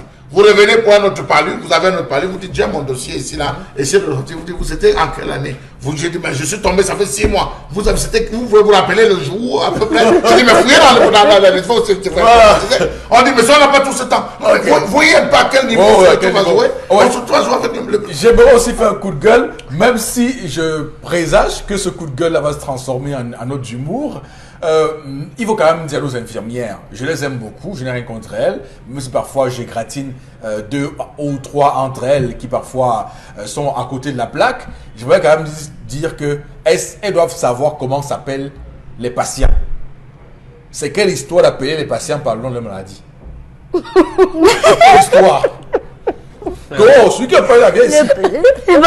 Patient Celui qui a typhoïde. typhoïde, là, patient typhoïde, amène-toi là. Non, mais attention, quand même, les gens ont des noms, il faut les appeler par. C'est vrai ça, monsieur. Mais je vous dis, les infirmiers appellent les patients par leur maladie. C'est pas- Que le monsieur a typhoïde, là, il est où? Patient Le monsieur en du torse. palu, patient en torse. Non, arrêtons quand même, on veut dire dans ce pays. On doit être sérieux. Vraiment. Ça fait rire, mais ça énerve quand même. Ça énerve. Un message. On va lire les messages. Oui, voilà. À l'hôpital à Quintini, un garde malade surpris sur un lit paye 3000 francs d'amende. Mathurin Tuekam, qui nous écrit 3000 francs. ce matin, oui. C'est grave ça. Les hôpitaux au Cameroun, ça vaut pas la peine. Francky Petit Ali, qui nous écrit Ce aussi. qui est quand même ce étonnant, matin, monsieur Eric Fopoussi, c'est que à ça fait- l'hôpital. c'est depuis plus de 10 ans qu'on se plaint de l'hôpital à Kentini. On veut dire que l'hôpital à Kentini est comme de Côtier. Les embouteillages de Côtier qu'on ne parvient pas à gérer, monsieur Eric Fopoussi. D'accord. C'est un haut lieu. À l'hôpital de Wow. district de New Bell, le carnet coûte 2000 francs. Les souris et les moustiques chassent les malades et gardent malades. Pas de moustiquaire. Edwin Tani à Douala D'accord. qui nous écrit. Une maman garde malade de sa fille hospitalisée, tombe malade à l'hôpital. Elle est aussi hospitalisée dans cet hôpital. Elle décède quelques jours après. Elle a été infectée. Sa fille décède aussi quelques jours après. Elle n'a Oh, pas c'est supporté triste, cette mon Dieu. douleur. Samuel de Dakar. Oh, c'est triste, mon Dieu. C'est triste. Alors, merci beaucoup pour cette colère, monsieur Mbachoucha Labelle. Je vous titille encore un tout petit peu, hein, parce que ça nous ramène dans les méandres des incongruités de ce pays, d'ailleurs. Un pays où nous avons des gens qui sont évacués à l'étranger, des pontes du régime qui, au lieu de Ouais, travailler Paris. pour améliorer tout ça, eux-mêmes fuient le Cameroun pour aller mourir ailleurs. Malheureusement, c'est le contraste et le paradoxe de cette situation. On va tout de suite prendre la revue des réseaux sociaux. Oui, dans le cadre de la revue des réseaux sociaux, c'est encore un gros scandale du riz camerounais moisi dans les entrepôts à Yagua et à Maga. Des images diffusées sur les réseaux sociaux depuis le 3 août 2019 laissent voir du riz camerounais non décortiqué dans les magasins de la Sèmerie. Environ 160 000 tonnes. Et tenez-vous bien, certains stocks datent de 2015. Du riz non décortiqué, malgré la présence de 2 décortiqueuses neuves, faute de preneurs. Et pendant ce temps, les entreprises camerounaises importent plus de 800 000 tonnes de riz par an. Mais on nous dit que c'est parce que la production nationale est faible. Alors, les chiffres donnent le tournis, je dis, parce que depuis hier soir que cette affaire circule sur les réseaux sociaux, j'ai dû avoir 3-4 vertiges, parce que c'est terrible. Le terme vertigineux prend tout son sens avec ce buzz-là du riz, le riz buzz, parce que beaucoup ont renommé ça le riz buzz, qui fait que nous soyons dans un contexte... D'abord, il faut féliciter Bernard Djonga, qui a donc... Non, nous les premiers. Nous les premiers, c'est nous qui avons décrié ça sur Vous avez raison, Chalamel. Vous avez raison. Nous les premiers. Voilà. J'évite juste qu'on nous prenne pour des fanfarons. Voilà. Alors, je voudrais juste féliciter Bernard Djonga avec l'ACDIC. Alors, c'est vrai, beaucoup peuvent... Bon, Bengan, voilà, ne peut être contre son choix de s'être lancé en politique et d'avoir créé son parti politique. Mais force est de constater que grâce à cette pétition qu'il a lancée, j'ai essayé de regarder le nombre de signatures. On est presque à 5000, alors qu'au départ, on voulait juste 5500. Donc, il faut aller dans change.org pour tenter de signer également cette pétition. Et je voudrais juste lui souhaiter le même succès qu'il a eu avec sa lutte acharnée menée contre le poulet importé au Cameroun. S'il réussit, à ma foi, mon Dieu, ce combat contre le riz importé au Cameroun, je pense qu'il aura rendu un fier service une fois encore à cette République. Vous voyez les Camerounais qui se battent pour le Cameroun. Donc, je lui souhaite le même succès qu'avec son combat contre le riz importé et que contre le poulet importé, qu'il ait le même succès qu'avec ce riz importé. Oh, Benga, c'est un combat qu'il peut gagner, vous pensez? J'ai dit c'est un combat qu'il aurait dû gagner et sauver le peuple camerounais. C'est pour cette raison que nous ne cesserons jamais de le dire. Je parle de nous, les autorités traditionnelles africaines. Oui. Quand un enfant naît, j'ai la coutume de vous le dire, nous avons vocation à éveiller, à faire éclore l'âme de Dieu ou le talent qui sommeille en lui. Oui. J'ai bien dit à Bernard, ne crée pas un parti politique. Tu vas accéder à la présidence de la République avec ce chemin.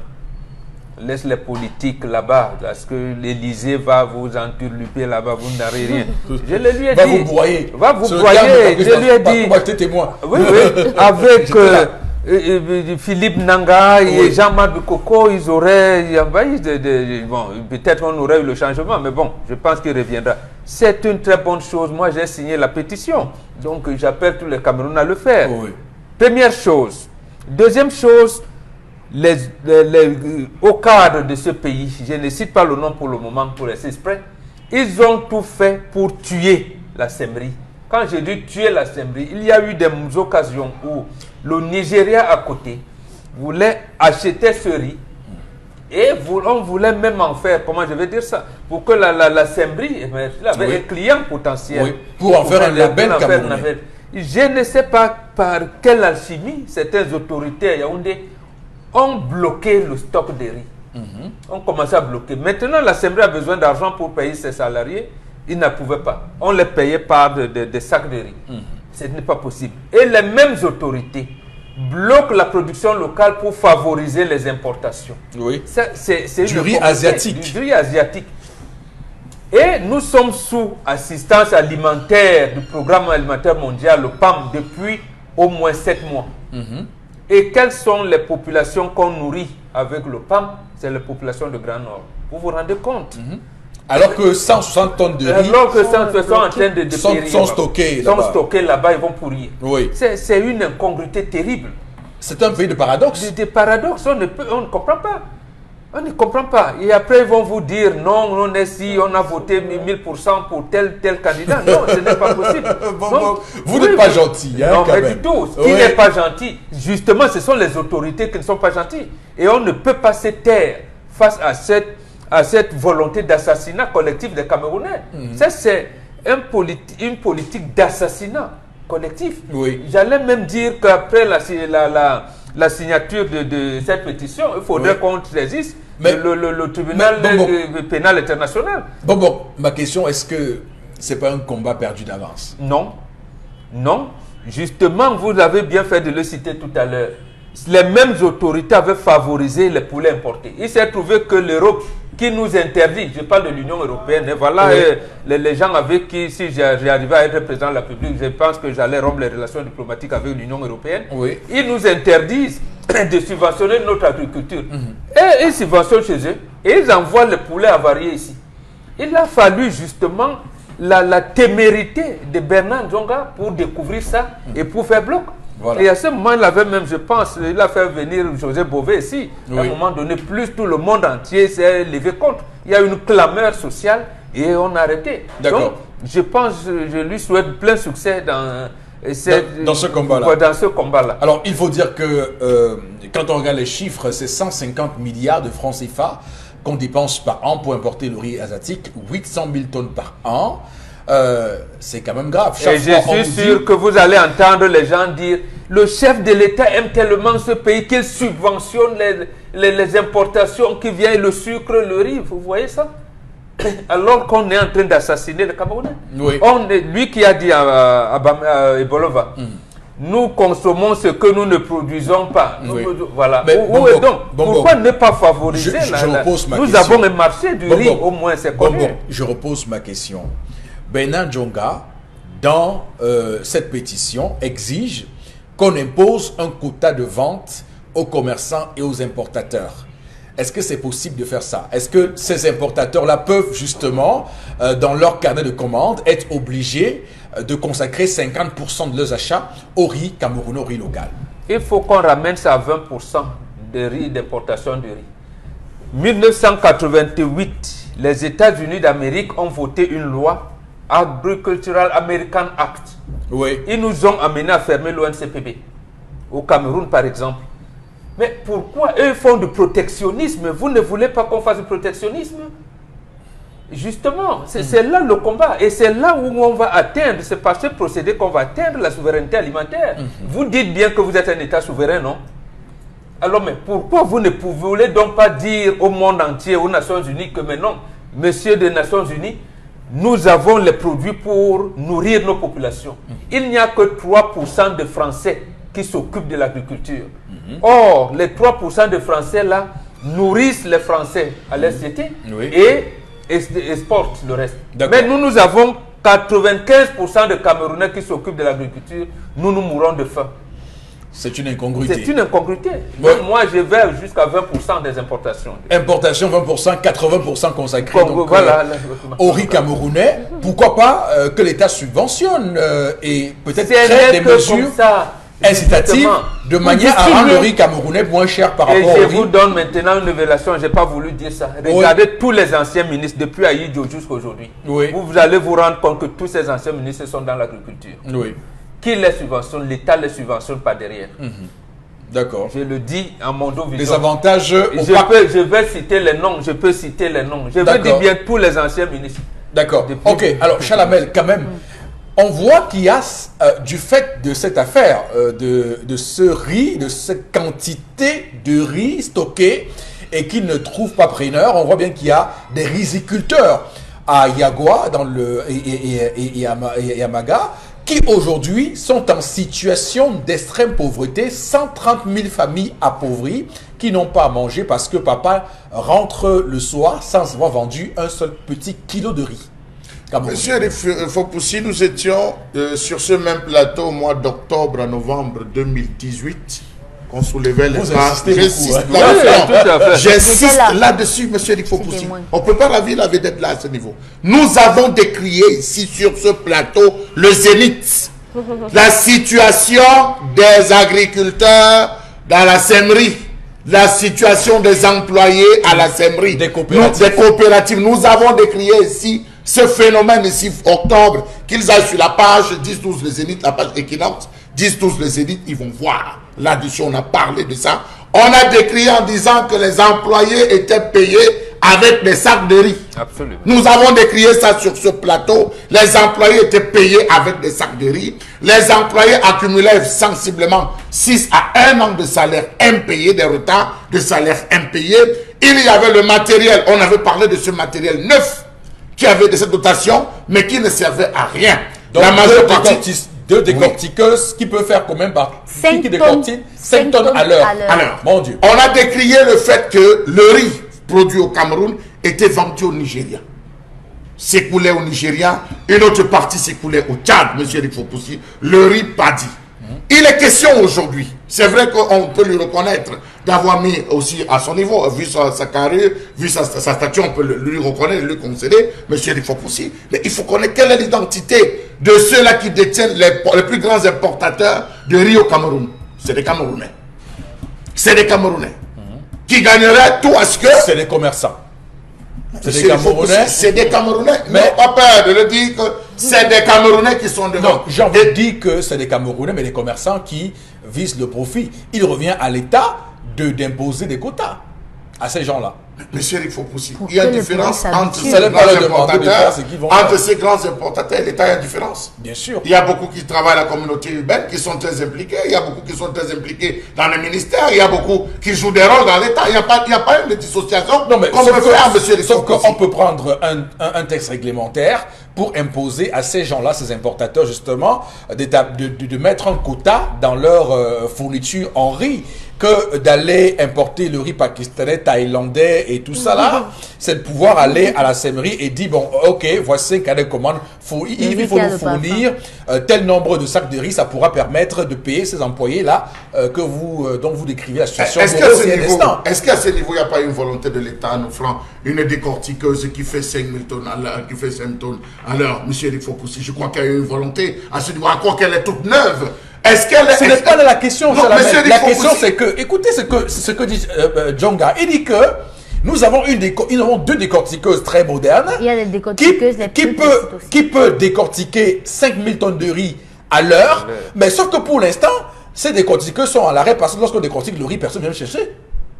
Si vous avez une décortiqueuse qui Monsieur décortique et que personne Rifopoussi. n'achète, Monsieur vous êtes Rifopoussi. content à rien de décortiquer décortiquer. infiniment. Monsieur Rifopoussi. Non, Je suis vous tout à arrêtez de fait- décortiquer. Je suis tout à fait d'accord avec vous. Je décris ici le système, la chaîne. Il y a un endroit, un maillon de la chaîne où ça coince. Il y a un maillon de la chaîne où ça coince.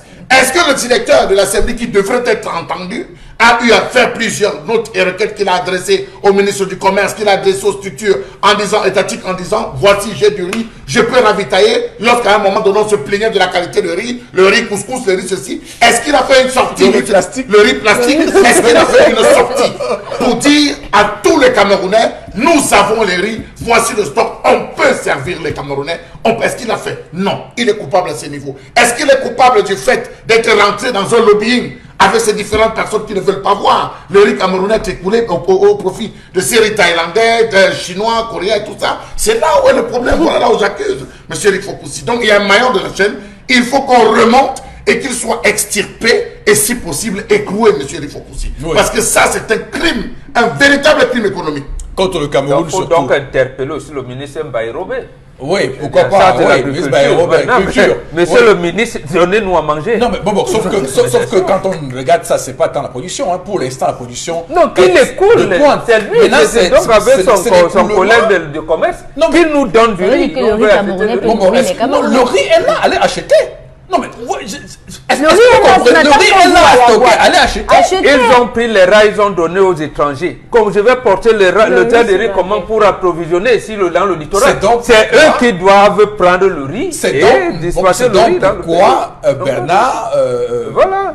le grand frère Bernard, demande que l'on impose un quota à ces importateurs, à ces Absolument. grossistes, qu'au lieu de commander le riz du Pakistan comme vous le faites, désormais réduisez votre commande vers l'étranger et envoyez une partie de l'argent que vous envoyez à l'étranger à Yagua et Yamaga, ils vont vous livrer le riz à Douala et vous distribuerez. Le meilleur Quand vous riz. distribuez, quand vous distribuez. Ça, c'est une mesure à moyen, si vous voulez, à long terme. À court terme, dans l'immédiat. Tout de suite. On peut tout. Mais voilà, c'est tout de suite. Non, mais tout de suite, il y a des camions, Chalamel. Voilà, c'est tout de suite. Nous avons des gens, C'est ça. les gens qui font des Douala N'Djamena.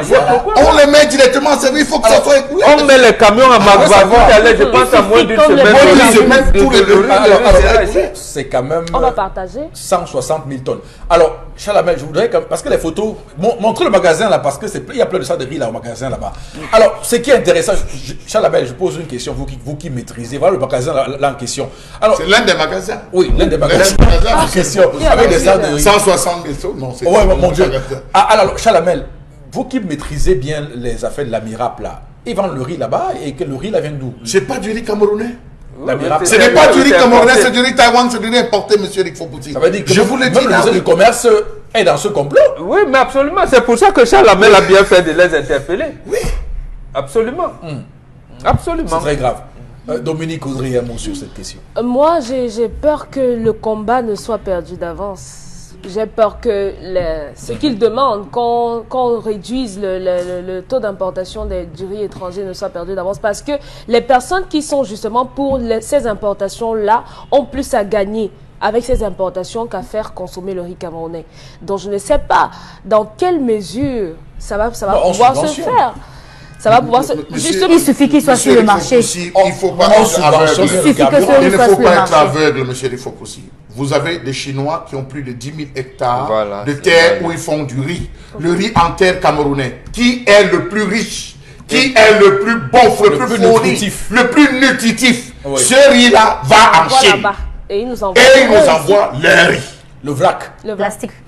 C'est ça qu'il faut, il faut qu'on l'explique pour comprendre. Or, nous avons le riz paddy. On peut prendre ce riz, Oui. ce merveilleux riz, très nutritif, monsieur Rifopoussi. On le compose et on le met à la disposition des Camerounais. Je vous disais que nous avons 36% des enfants camerounais de moins de 10 ans qui ont des problèmes de croissance. Parce qu'on mange mal au Cameroun. Quel est ce riz qu'on nous amène alors que nous avons 160 000 tonnes? Mais bon Dieu. En souffrance. Mais bon Dieu. Qui manque preneur. Pendant ce temps, on va arrêter. Les gars se baladent ici, là, ils nous vendent le riz qui tac, comme les femmes disent là, dans la marmite. On nous dit le riz plastique, alors qu'il y a du bon riz, du meilleur riz. Mais quand est-ce que les Camerounais, ces dirigeants, vont comprendre que c'est d'abord le Camerounais avant toute autre chose? Ils ne vont pas comprendre. En tout cas, vous pensez que Ils sont en train de quand comprendre. les gens signent les contrats et tout ça, là, les dons, tout ça, vous pensez que ça n'a pas son revers. On va s'arrêter là pour ce sujet. Rapidement, allez-y, Karine, terminons. Le deuxième sujet, l'arrêté préfectoral signé hier par le préfet du département du Vouri qui interdit la circulation des engins lourds de 5h à 21h sur la pénétrante est de Douala. Je vais citer quelques-uns de ces engins, notamment les camions châssis nus, les camions citernes, les camions fourgons, les camions fourgons frigorifiques, les camions plateaux ridel, et les camions porte-chars, camions porte-conteneurs, camions porte-grues et les camions porte-grumes aussi, camions semi-remorques. Donc interdit sur la pénétrante est de la ville de Douala tous les jours de 5h à 21h. Je n'oublierai jamais cette mesure du ministre des Transports de l'époque, Robin Kili, si ma mémoire est exacte, qui avait décidé d'interdire les voyages de nuit sur l'axe Douala-Bafoussam et Yaoundé-Bafoussam en disant que ça accélérait, que ça créait les accès à la circulation. Et mal lui en avait pris, de se rendre compte que c'était toute une économie et qu'il ne fallait pas toucher à cela et qu'il y avait d'autres choses à faire. Alors, beaucoup de gens sont, je ne sais pour quelle raison, contre cette mesure du préfet Maché, mais j'ai envie quand même de dire que j'ai reçu quelques témoignages des personnes qui se plaignaient justement il y a 2 jours, 3 jours, 1 semaine, 3 semaines, que le quitter de Yassa à Bonanjo prenait le matin près de 4 à 5 heures. D'ailleurs, on l'avait dit sur ce plateau, nous avons été les premiers à lancer l'alerte. Là, monsieur Batchou, je vous rejoins là-dessus. Alors, ces mêmes personnes sont revenues à la rescousse, nous dit merci, pour dire qu'elles ont fait depuis ce matin, parce que la mesure a été prise hier, et depuis ce matin, elles ont fait seulement 45 minutes entre Yassé et Bonanjo. Vous allez vérifier si c'est vrai ou pas, mais je ne sais pas. Toujours est-il que, bon, Bengan, cette mesure est controversée. Est-ce que vous comprenez pourquoi? D'abord, pour revenir à votre constat de ce matin, 6h45, notre confrère aîné, André Parfait Bell, a posté sur Facebook en disant les camions sont là et ils avaient bloqué la route. Peut-être que ses compatriotes, eux, ont traversé avant ou après. Toujours est-il qu'à 6h45 ce matin, il y avait les camions. Donc, à ce moment-là, la mesure... Et la route était toujours bloquée. Absolument. La mesure préservatoire n'était pas encore observée. Maintenant, oui, moi, je suis d'accord de ces Camerounais qui sont opposés à ça.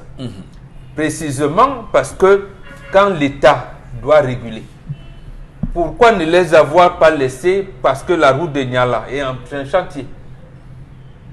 Pourquoi donc on ne va pas, j'allais dire, justifier l'incurie en tapant sur les autres? Non, non, cher ami. La mesure à faire, c'était que on met les policiers, on les met, on régule la situation, la circulation, on régule. Mais ce n'est pas dire au camion, vous ne partez pas. Il y a des gens qui ont pris les engagements. Est-ce que le préfet va prendre sur lui d'honorer les commandes de ces gens qu'il aura retenus? Qu'est-ce qu'il va faire? C'est comme ça que ça se fait. Vous entendez souvent en France, quand vous prenez ces mesures-là, on vous apporte la facture. Vous dites, oui, cet importateur a dit, bon, ça m'a coûté tant nombre d'euros. Ici, on va parler des millions, oui, des milliards. On vous dit, oui, monsieur le préfet, marché, ouais, alors vous payez. Vous payez. C'est ce que ça veut dire. Donc, c'est bien, peut-être, oui, mais vous payez. Vous n'allez pas commencer à faire des choses. Il faut que l'État commence à prendre ses responsabilités et que le citoyen commence à mettre l'État devant ses responsabilités et à porter plainte si besoin est. Beaucoup estiment que cette mesure arrive aussi trop tard. Ça veut dire que le préfet, ça fait 2 semaines quand même qu'on crie, qu'on se plaint de cette situation. Cette mesure est prise là maintenant.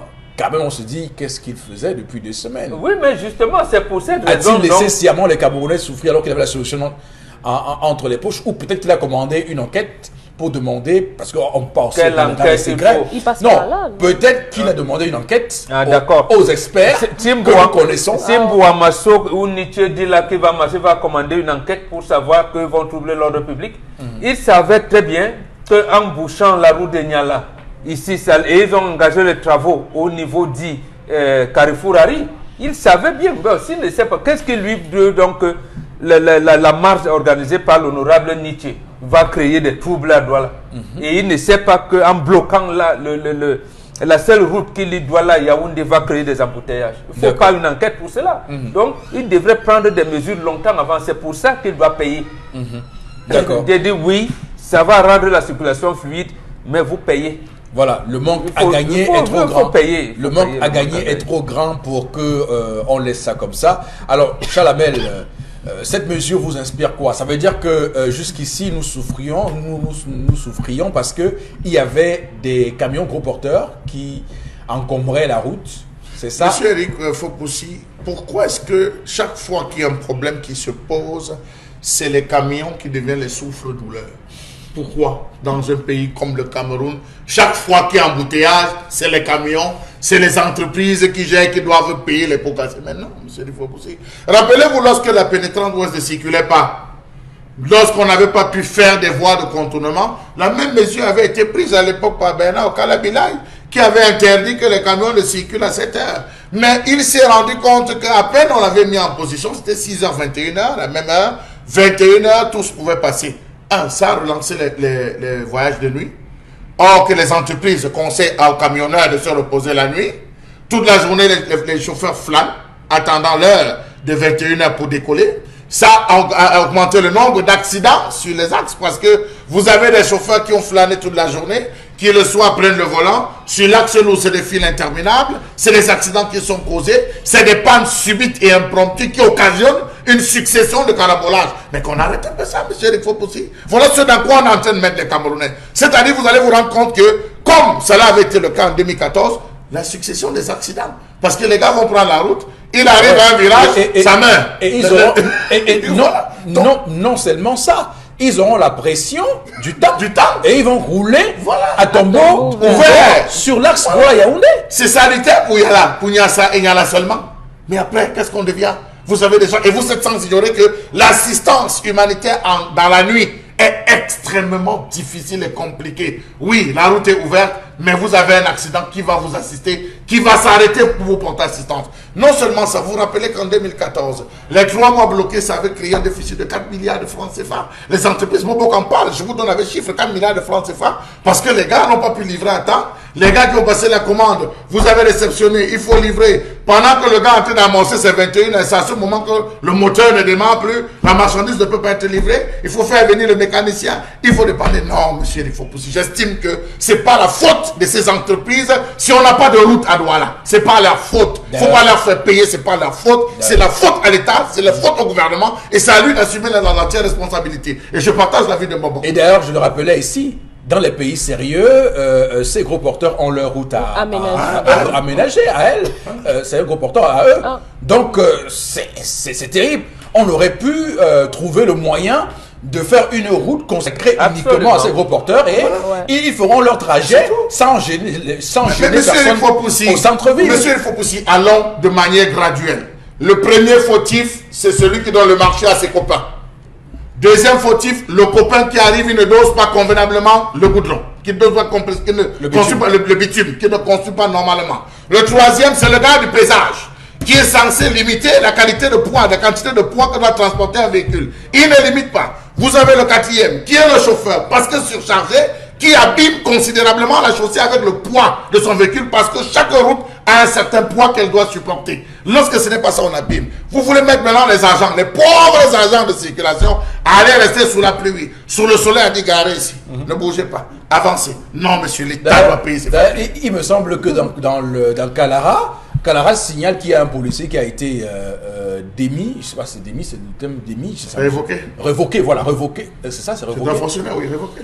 Oui, bon, sanctionné, révoqué, parce que bon, je veux vérifier ça. Mais j'ai quand même lu dans Calara qu'un fonctionnaire a été révoqué, comme vous dites, ça c'est en guillemets, pour mauvaise quoi gestion de la circulation. Mauvaise gestion de la circulation routière. C'est sérieux ça. Je suis très. J'ai lu ça en titre, moi je suis. Mais monsieur, il faut pousser. Vous avez vu le feu rouge le matin? Je vous prends le code du feu rouge Bességué. Bességué, oui. Bességué le matin. C'est très compliqué de gérer. Un policier peut gérer ça. Il faut être fort. C'est minimum 6 policiers qui doivent être là. Il doit y avoir un qui est positionné sur ce que Tonin a fait là. Il faut d'abord 4 policiers pour chaque côté. Oui. Pour chaque côté. Ils aient des angles de visibilité. Non seulement ça. On a dit ici depuis, on a dit ça. On avait mis en place des caméras de surveillance dans la ville. On aurait imaginé que ces caméras servent justement de contrôle de la ville pour savoir tel point est embouteillé. Il faut rabattre les voitures plutôt sur telle tronçon pour décongestionner tel axe. C'est ce qu'on voit ça dans notre pays. Quand un carrefour... Non. Monsieur, quand un carrefour... La route du génie. Pour passer, vous sortez d'Aqua, vous arrivez à Bokombo, Nabassem, pour traverser, prendre l'axe du génie. Vous avez vu le lac qui est créé là? Oui, j'ai vu. Il faut aller contourner. C'est un cratère. Il faut aller contourner. Ça, c'est honnête infidélité. Il faut aller contourner. Il faut contourner pour pousser notre plan pour pouvoir vous retrouver. Et là, il faut avoir, l'ingéniosité d'un pilote de Formule 1 pour naviguer entre les plans. Et quand tout ça se trouve donc sur la route, et comme vous avez dit, Calara dit, radié du corps de la police pour incapacité à diriger la circulation. Vous avez le mot, vous le disiez hier. Vous aviez le radié du corps de la police pour incapacité à diriger la circulation. Je suis resté ébahi, mais c'est pas possible ça. Dominique Audrey, votre commentaire. Je pense que moi, je salue d'abord le fait qu'il y ait eu une initiative pour essayer de régler le problème. Mais l'initiative ne s'est pas faite au bon endroit. Ce n'est pas là. Je crois qu'il y a des populations qui ont proposé des voies de contournement. Il aurait pu utiliser, puisque de l'autre côté, on ne les a pas reçus, il aurait pu se rabattre. Finalement, ils ont été reçus par le délégué du gouvernement. On a beaucoup parlé. D'ailleurs, ils m'ont appelé pour me dire, nous dire merci d'avoir fait le relais. de cela. On les a reçus. On les a reçus. Oh, Oui. ok, d'accord. Bon, il aurait donc pu travailler à ce niveau-là pour enfin. Vraiment. Il a fallu qu'on parle. Non, mais une longue reçu, attente. ça ne veut pas dire que On a vos encouragé. propositions sont acceptées. Non, mais au moins, il fallait Ils ont qu'ils été reçoivent, parce écoutés. que vous savez que ce que ces gens-là ont subi là-bas à la délégation, à la communauté urbaine, toute une journée à attendre, et nous avons un délégué qui avait d'autres choses à faire. Je ne rappelle pas pourquoi.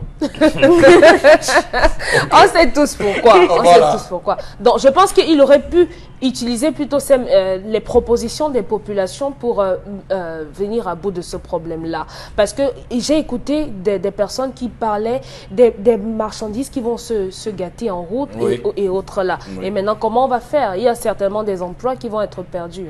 Hein. Audrey, je vous en prie, sachez qu'au Cameroun, c'est le décret qui donne et l'intelligence et la connaissance et le savoir. Vous qui ne bénéficiez pas d'un décret, ne pensez pas que moi qui ai été nommé par décret, vous allez connaître plus que moi. Donc, oui, justement, je vais vous recevoir. Pourquoi? Malheureusement. Quand le jour où le décret vous remplace, vous ne savez plus rien. Donc c'est celui qui devient là qui donne. Donc pourquoi pensez-vous qu'un magistrat municipal puisse communiquer avec ses populations? Dans votre merci. schéma normal, dans votre logiciel, M. Sokosi et vous, oui, vous pouvez vous concerter avec la population. Mais nous, Camerounais, quand vous bénéficiez de la force d'un décret, merci. Merci à vous sur ce plateau pour cette revue des réseaux sociaux. Madame, monsieur, on va tout de suite aller retrouver les images de Cédric Chouna dans le cadre de interpellation ce matin. On va écouter un compatriote et ensuite nous verrons un commentaire juste après ses propos. À tout de suite.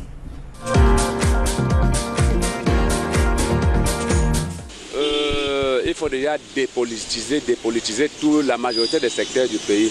Parce que même dans le monde du travail, par exemple, déjà c'est même un message que j'envoie à l'endroit du chef de l'État. Quand il a décidé, quand il a dit que l'employé doit s'entendre avec l'employeur, il est difficile déjà pour l'employé de s'en sortir. Parce que quand un employé, quelqu'un qui a par exemple un CEPE, dans une même structure, il y a quelqu'un qui a le bac, celui du CEPE touche plus que celui qui a le bac.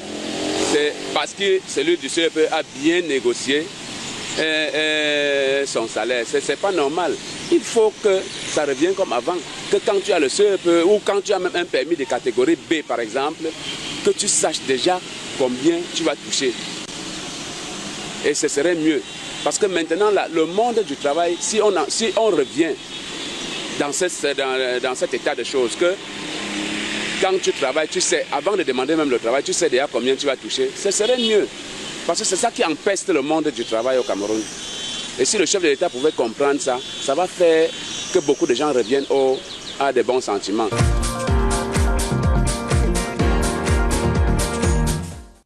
Alors, commentaire, Bambok. Moi, je ne partage pas son point de vue. Il faut plutôt que les Camerounais soient politisés. Ça veut dire quoi?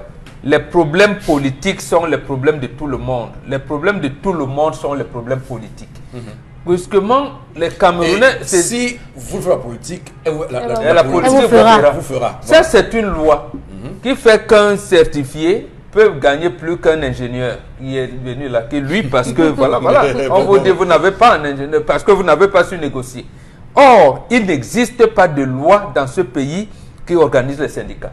Il existe un décret du Premier ministre qui vous dit comment on peut créer un syndicat. Malgré toutes les conventions collectives sectorielles. Et justement, et le président fait donc exprès de laisser les Camerounais sans formation, sans éducation politique. Oui. C'est pour ça qu'ils se gardent même de recevoir les leaders syndicaux. D'accord, très bien.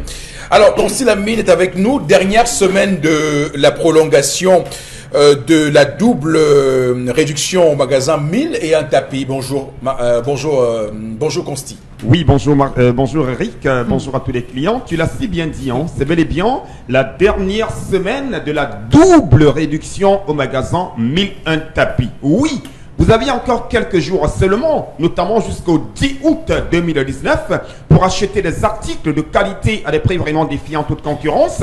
Et bien sûr, ceux qui n'ont peut-être pas la possibilité d'avoir l'argent à l'instant peuvent nous appeler à nos numéros de téléphone et faire des réservations par appel ou par SMS et même venir faire des avances. C'est l'occasion plus que jamais ici pour moi d'attirer l'attention de tous les chefs d'établissement qui nous regardent. Vous avez des ordinateurs de qualité, oui, équipés votre parc informatique, équipez vos salles informatiques avec des ordinateurs, des imprimantes, des régulateurs de tension, des laptops à des prix vraiment défiant toute concurrence.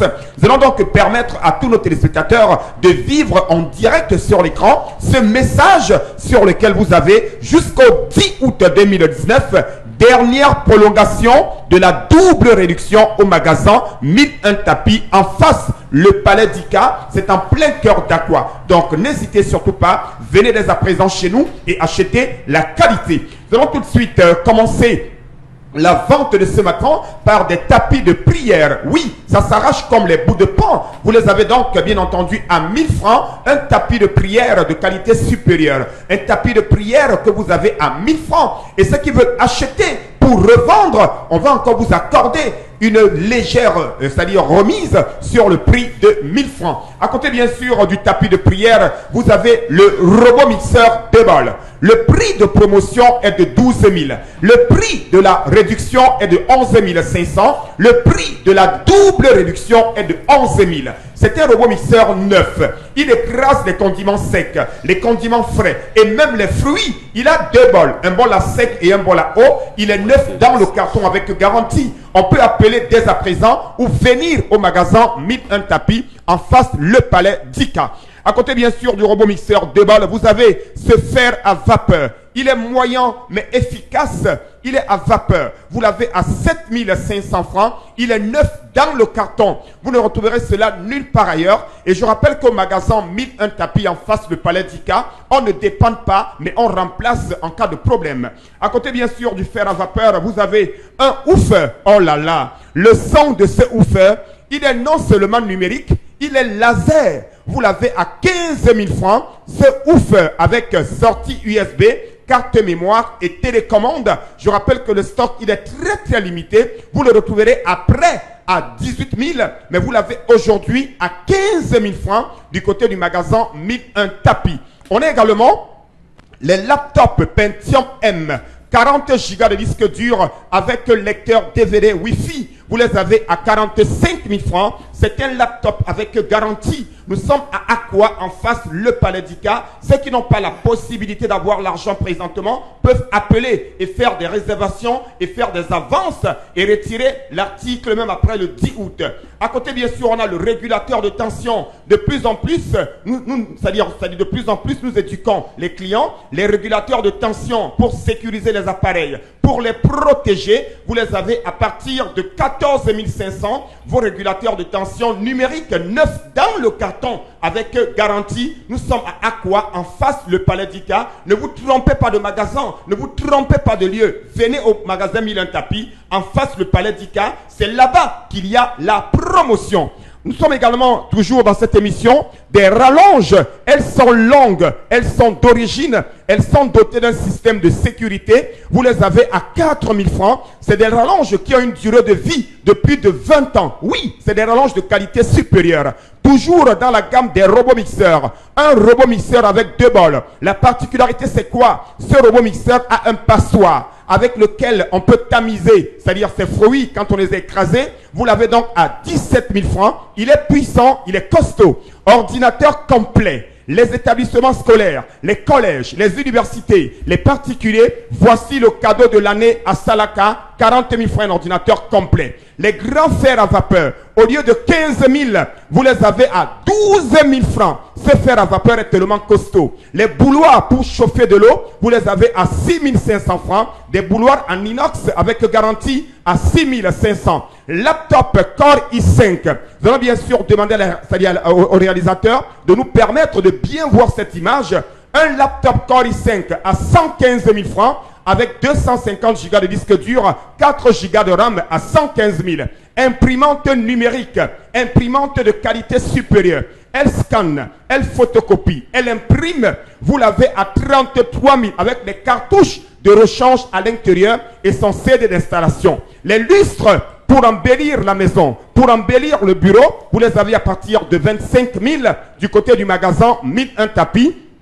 En face, le Palais d'Ika. Nous allons conclure la vente de ce matin, chers téléspectateurs, par ce magnifique laptop Pentium M. Vous l'avez à 45 000. Je rappelle également que nous vendons les accessoires informatiques. Ceux qui ont besoin des écrans plats, ceux qui ont besoin des unités centrales, ceux qui ont besoin des claviers, des souris, venez en face le Palais d'Ika. Il y a tout pour faire plaisir à nos clients. Alors je rappelle à tous les téléspectateurs, acheter un article c'est bien, mais l'acheter à Salaka c'est encore mieux. Parce que Salaka c'est la qualité. Donc any man today must come for Salaka. Because the promotion go finish this Saturday. This Saturday, na last day for promotion. Don't just call just no. La, tatan. Yande au 1001 tapis, en face Palais d'Ika. D'accord, merci. Wale robot mixeur, be ya BC, be au 1001 tapis, au Palais d'Ika. Na som jitae. Merci. Merci Consti, on va tout de suite sortir de l'émission avec quelques messages, Karine. Oui, de cette situation de la sèmerie, il y a de cela 2 mois, le ministre de l'Agriculture et du Commerce était à Maga. Je me demande s'ils ont visité une autre usine que celle-là. En passant, les décortiqueuses sont toujours en panne. Pour précision, certains employés ont été payés par l'engrais chimique. Danois de Marois qui nous écrit ce matin. Ce n'est plus avec les sacs de riz, c'est l'engrais chimique maintenant. Ce problème de riz est l'équivalent d'un entraîneur camerounais et un entraîneur expatrié. Chanzy de la cité Sikh. Il a tout dit. Hein? Je préfère l'expatrié à l'entraîneur local. Payé à des coûts, à des millions, à coûts de millions. Voilà. Le problème du riz camerounais n'est-il pas son coût? Dans ce cas, l'État ne doit-il pas subventionner notre riz pour favoriser sa consommation au plan local? Ça, ce sont des questions d'un téléspectateur. Si notre riz avait les critères qualité-prix, on ne serait pas dans les débats. Christian, qui nous écrit. Oh là, qualité-prix. On va nous dire que la Chine cultive le riz ici. Elle ramène notre riz uniquement en Chine, elle nous renvoie son riz de là. Non, il y a un problème pour la question, qui fixe le prix. Et pour la question du prix, le gouvernement qui fixe le prix. Et quand il dit que le kilogramme de riz c'est 200 francs, on va l'acheter à 200 francs. Et pourquoi pas subventionner? Voilà. Pourquoi ça beaucoup moins? Voilà le résultat qui confirme que les décortiqueuses dont nous faisons allusion ne sont pas fonctionnelles. Ça, c'est Justin de Maga. Les décortiqueuses sont restées longtemps sans fonctionner à cause du stockage. Donc, c'est grippé. C'est grippé. Allez-y. Il y a aussi, on ne paye pas les employés qu'avec du riz seulement, mais aussi de la viande qu'on partage aux employés. Et maintenant, quand vous irez inscrire votre enfant au lycée, allez-y rapidement, quand vous allez tomber malade. Nos élites, au lieu d'injecter 1 milliard pour la construction d'une église, Bafoussam Sangmelima, voilà, c'est la sèmerie où il faut mettre cet argent. Suivez mon regard. D'accord, merci à tout le monde. On va s'arrêter là pour ce matin. Madame, messieurs, on se retrouve demain lorsqu'il sera 10 h. Que Dieu bénisse le Cameroun.